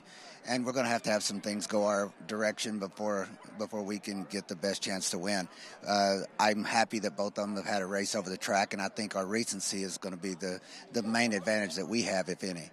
Now, having had Bye Bye Jay in your stable previously, you kind of know her quirks and her mannerisms and know how the race is potentially going to set up for her. Is that a bit of an advantage? Well, I mean, she's matured a little, and she's got capable connections that know her as well as I do now, and she's only been beaten since we've had her before by two Grade 1 winners and Confetti. So it's like if she's fit, she's going to be a tough foe. Well, good luck today in the Down the Dusty Road Breeders. Thank you very much. Guys, back to you. Nancy, thanks. So, yeah, Ron Moquette has Georgia's Reward, the 3. Again, beaten favorite in this race last year. And he also has Proud Victoria, the 5, who's undefeated. Perfect 2 for 2 on the board at 7-1 right now. It's a big step up for her. It is a big step up. That's for sure. And she comes from out of it a little bit. I don't know if she's going to get a ton of pace to close into. Just typically when I see a horse that's coming from out of it, a late-running dirt sprinter, I always kind of take a couple knocks off of their belt just because it's a little bit concerning for me. A lot of things can go wrong. I want horses that are going to be a little bit more forward, not so pace dependent, trip dependent. Get signed up, started, play along with Naira Bets. 100% deposit match. Use the promo code Big A to take advantage. Bet any track, anywhere, anytime with Naira Bets. Again, use that promo code Big A to get involved. Minute to post here as we check in again with Nancy. Thanks, guys. I got a very good look at the number 9, Bye Bye Jay, who debuts for the Asmussen barn today, was formerly with the Moquette barn. Now, I do like the fact that she does come for the Asmussen barn, who returns runners at a very high 20% clip off an extended layoff. Now, it possibly does make her vulnerable today, but she has posted some very, very impressive works coming off of that break, and she has actually matured physically and mentally from that 3 to 4-year-old birthday. She comes off that 6th place finish when facing runners in the Grade 3 Ms. Preakness at Pimlico. And just the fact that she has matured and she's got a lot of back class guys, as she is the only multiple stakes winner in the group. And if you look on paper, it is her race to lose in the Down the Dusty Road Breeders. Guys? Yeah, no question. 4 to 5, as mentioned, she is beat up on State Bred Company. JK, you had to divert course here with a scratch of the 11 Tiger bait. Where do you wind up? Yeah, I mean, I think Bye Bye Jay's the most likely winner, but I think for the sake of value and for an opportunity, I would try to get Dutch Treat underneath in the exacta, a little bit on top, and, 3rd or 4th in the supers. A horse I think will come running late if she can just get out of the gate. Now, if she doesn't break, that obviously could be an issue, but Martine's been on her the last 2 times, and hopefully he's figured out that maybe she's a little tricky in there and needs to get her going. And Will Van Meter, a trainer, he's been winning all the Arkansas bred races. He's had 9 starters, 4 wins, and a second out of those 9 starters, and the majority of those wins have been Arkansas bred. Martine's teamed up with Will Van Meter, so that's another angle to take notice of Dutch Treat. She's the 4, by the way. She gave George's Reward, who's one of the key contenders in this race and again was favored last year, a run for her money a couple of years ago at Oaklawn when she ran second to her in a stakes race. Yeah, it's a little bit, I mean, it's I don't want to call it a drop, but she is back facing Arkansas bred than she wasn't previously. We talked about the pace inside with the one horse in here. There's some speed with a 7 Dixie Flyer as well. Who else do you think maybe can show some pace? I mean, obviously, if Ricardo shows up on a horse, it's always a horse that you can default say he's probably going to show a little bit of speed, a great aggressive rider, and I mean that as a compliment. So I would imagine, Bye might show a little bit more speed for Asmussen, but I would imagine that the rail, when you have a horse that has a little bit of speed on the rail, you take away all guessing and you just go. You don't want to rate a horse and make him eat a bunch of dirt for a half a mile. I'm beginning to load up. Blushing Bella, that 2. Starting to take some play as well. Was 8 to 1 morning line, 6 to 1 now. Had a 4-race win streak, and then just ran second at Oaklawn against State Bred 8,000 claimers as a beaten favorite, but taking some attention here in this spot. That is the power of Robertino Diodoro off the claim and putting the meet's leading rider aboard in David Cohen. It's the Down the Dusty Road Breeders. Bye Bye Jay, the 9 off the long layoff. Mattapan wins the break from Bye Bye Jay away in second, and these two squirt 2 lengths clear of George's Reward and Blushing Bella. Dixie Flyer is next, then All About Clara, followed by Dutch Treat, and the trailer is Proud Victoria. Mattapan and Bye Bye Jay, they broke 1-2, and they raced that way to the half-mile pole. In the 12th Down the Dusty Road Breeders' Stakes, Mattapan's a measured head in front. Bye Bye Jay turns up the pressure in second. George's Reward 3 deep. Dixie Flyer 4 wide, leaving the backstretch. Blushing Bella just in behind those 4. Dutch Treat is the gray between horses. Then comes All About Clara and Proud Victoria. Mattapan and Bye Bye Jay still 1-2. Bye Bye Jay outside. Mattapan at the rail. George's Reward about to join the party 3 deep. And here comes George's Reward off the top of the turn. These 3 as they head for home. Mattapan's at the rail. Bye Bye Jay is between horses. George's Reward to the outside. And Bye Bye Jay is inching just barely clear. She's a half length in front of Mattapan, who is battling on bravely, but Bye Bye Jay has got her now. Bye Bye Jay, Mattapan ran very well to be second, but Bye Bye Jay is your winner. The 12th Down the Dusty Road goes to Bye Bye Jay over Mattapan. George's Reward 3rd and Proud Victoria 4th. Bye Bye Jay off the bench, not a problem. 9-month layoff, picks up the 5th win of her career in 9 starts. And adds to her already $223,000 in earnings.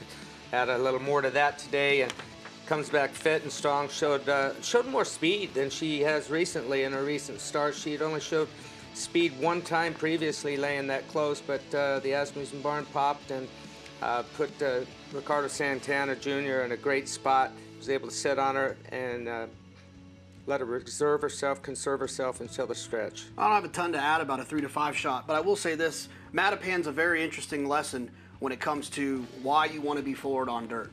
Right? She was 20 to 1, so the public didn't like her that much, but getting out in front like that, taking away all the potential obstacles that could come. Next thing you know, she's getting a check, she runs second, and if anything gets in the way of Bye Bye Jay, she wins the race. Building block for Bye Bye Jay. Could see bigger and better things from her to come as she progresses through her 4-year-old campaign. Pretty nice starting point with this performance. Off the bench for New Barn of Hall of Famer Steve Asmussen and Ricardo Santana Jr. taking down the Dusty Road Breeders impressively. We're going to take a break. We'll talk some of our big preps that you're going to see on our show next weekend, including Dennis's moment making his 3-year-old return in the Fountain of Youth at Gulfstream. Is he ready to be the Dennis that we saw in the second start of his career? We'll be back.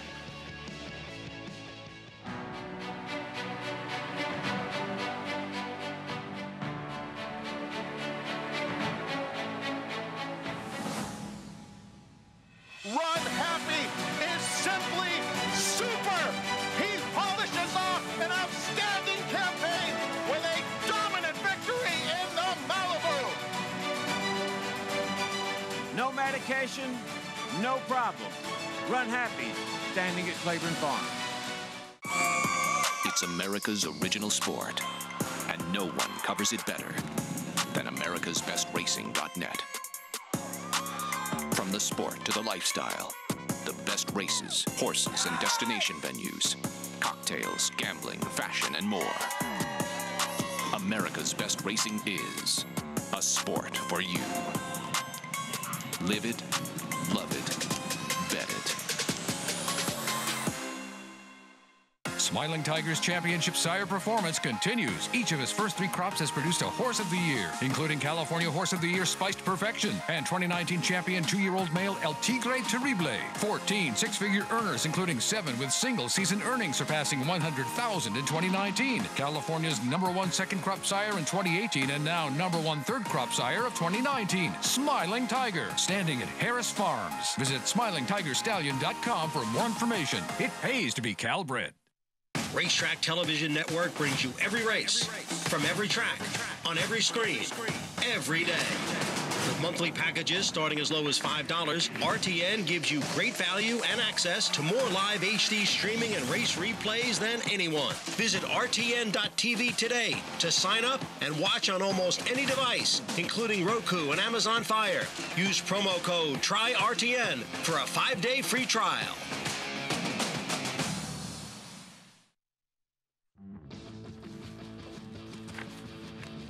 You're watching America's Day at the Races on Fox Sports 2. Bye-bye, Jay. This was a big effort off a 9-month layoff in the 4-year-old debut for a New Barn, Steve Asmussen for Bye-bye, Jay. Yeah, and Ricardo had been riding her in the past for the other connections, but good way to start off 2020 with a win in the stake and right back the ways that she's done it the past 5 wins in 9 starts. We saw some impressive performances today. Bye-bye Jay, Frank's Rocket, Mr. Buff, all in contention. Yeah, a lot of horses opening up by open lengths in the stretch. It's sometimes the short prices aren't always that make horse players happy, but I enjoyed it. I wasn't gonna say great performances, but not fun for Jonathan. No, that's all right. I can deal with it. Pretty chalky. I like it when it's like that. Well, we took a brief little break on the Triple Crown Trail. We're going to preview next week in just a moment. First, let's check in again with Acacia Courtney.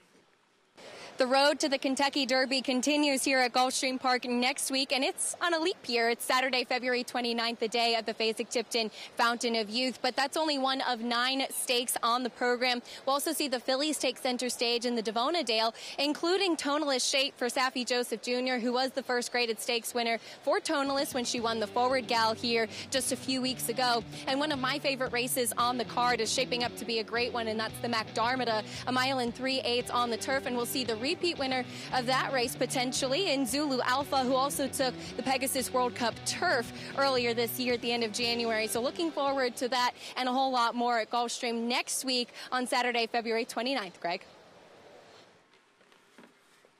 Acacia, thank you. We look forward to it.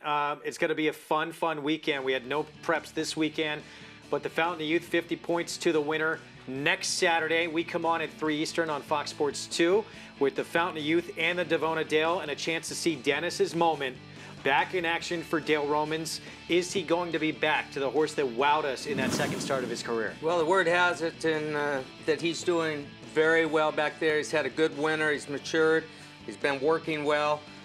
Disappointing in the Breeders' Cup, I think a throw-out race, but here you see him in the Iroquois last year as a 2-year-old, bigger, stronger 3-year-old now. Yeah, if he runs back, it's, it's the same theme every week with these preps. If they run back to the 2-year-olds, the superstars, then they're going to win. The question is he going to? And I don't know for sure. I'd jump on XBTV, check out those works, and see how he's going leading up to the race. But he's going to be a really short price and a little bit concerning. There was some talk. He had a 5/8 drill last Saturday, was unable to get by his workmate, although he did pass him on the gallop out, but that had some people concerned. You know what? It doesn't concern me as much. I love the gallop outs, especially with these long distance horses. He's going to have to get a mile and a quarter. The workout was 5 furlongs. He spotted him some lengths. He dropped back a little bit on the 3/8 turn, but the gallop out was strong.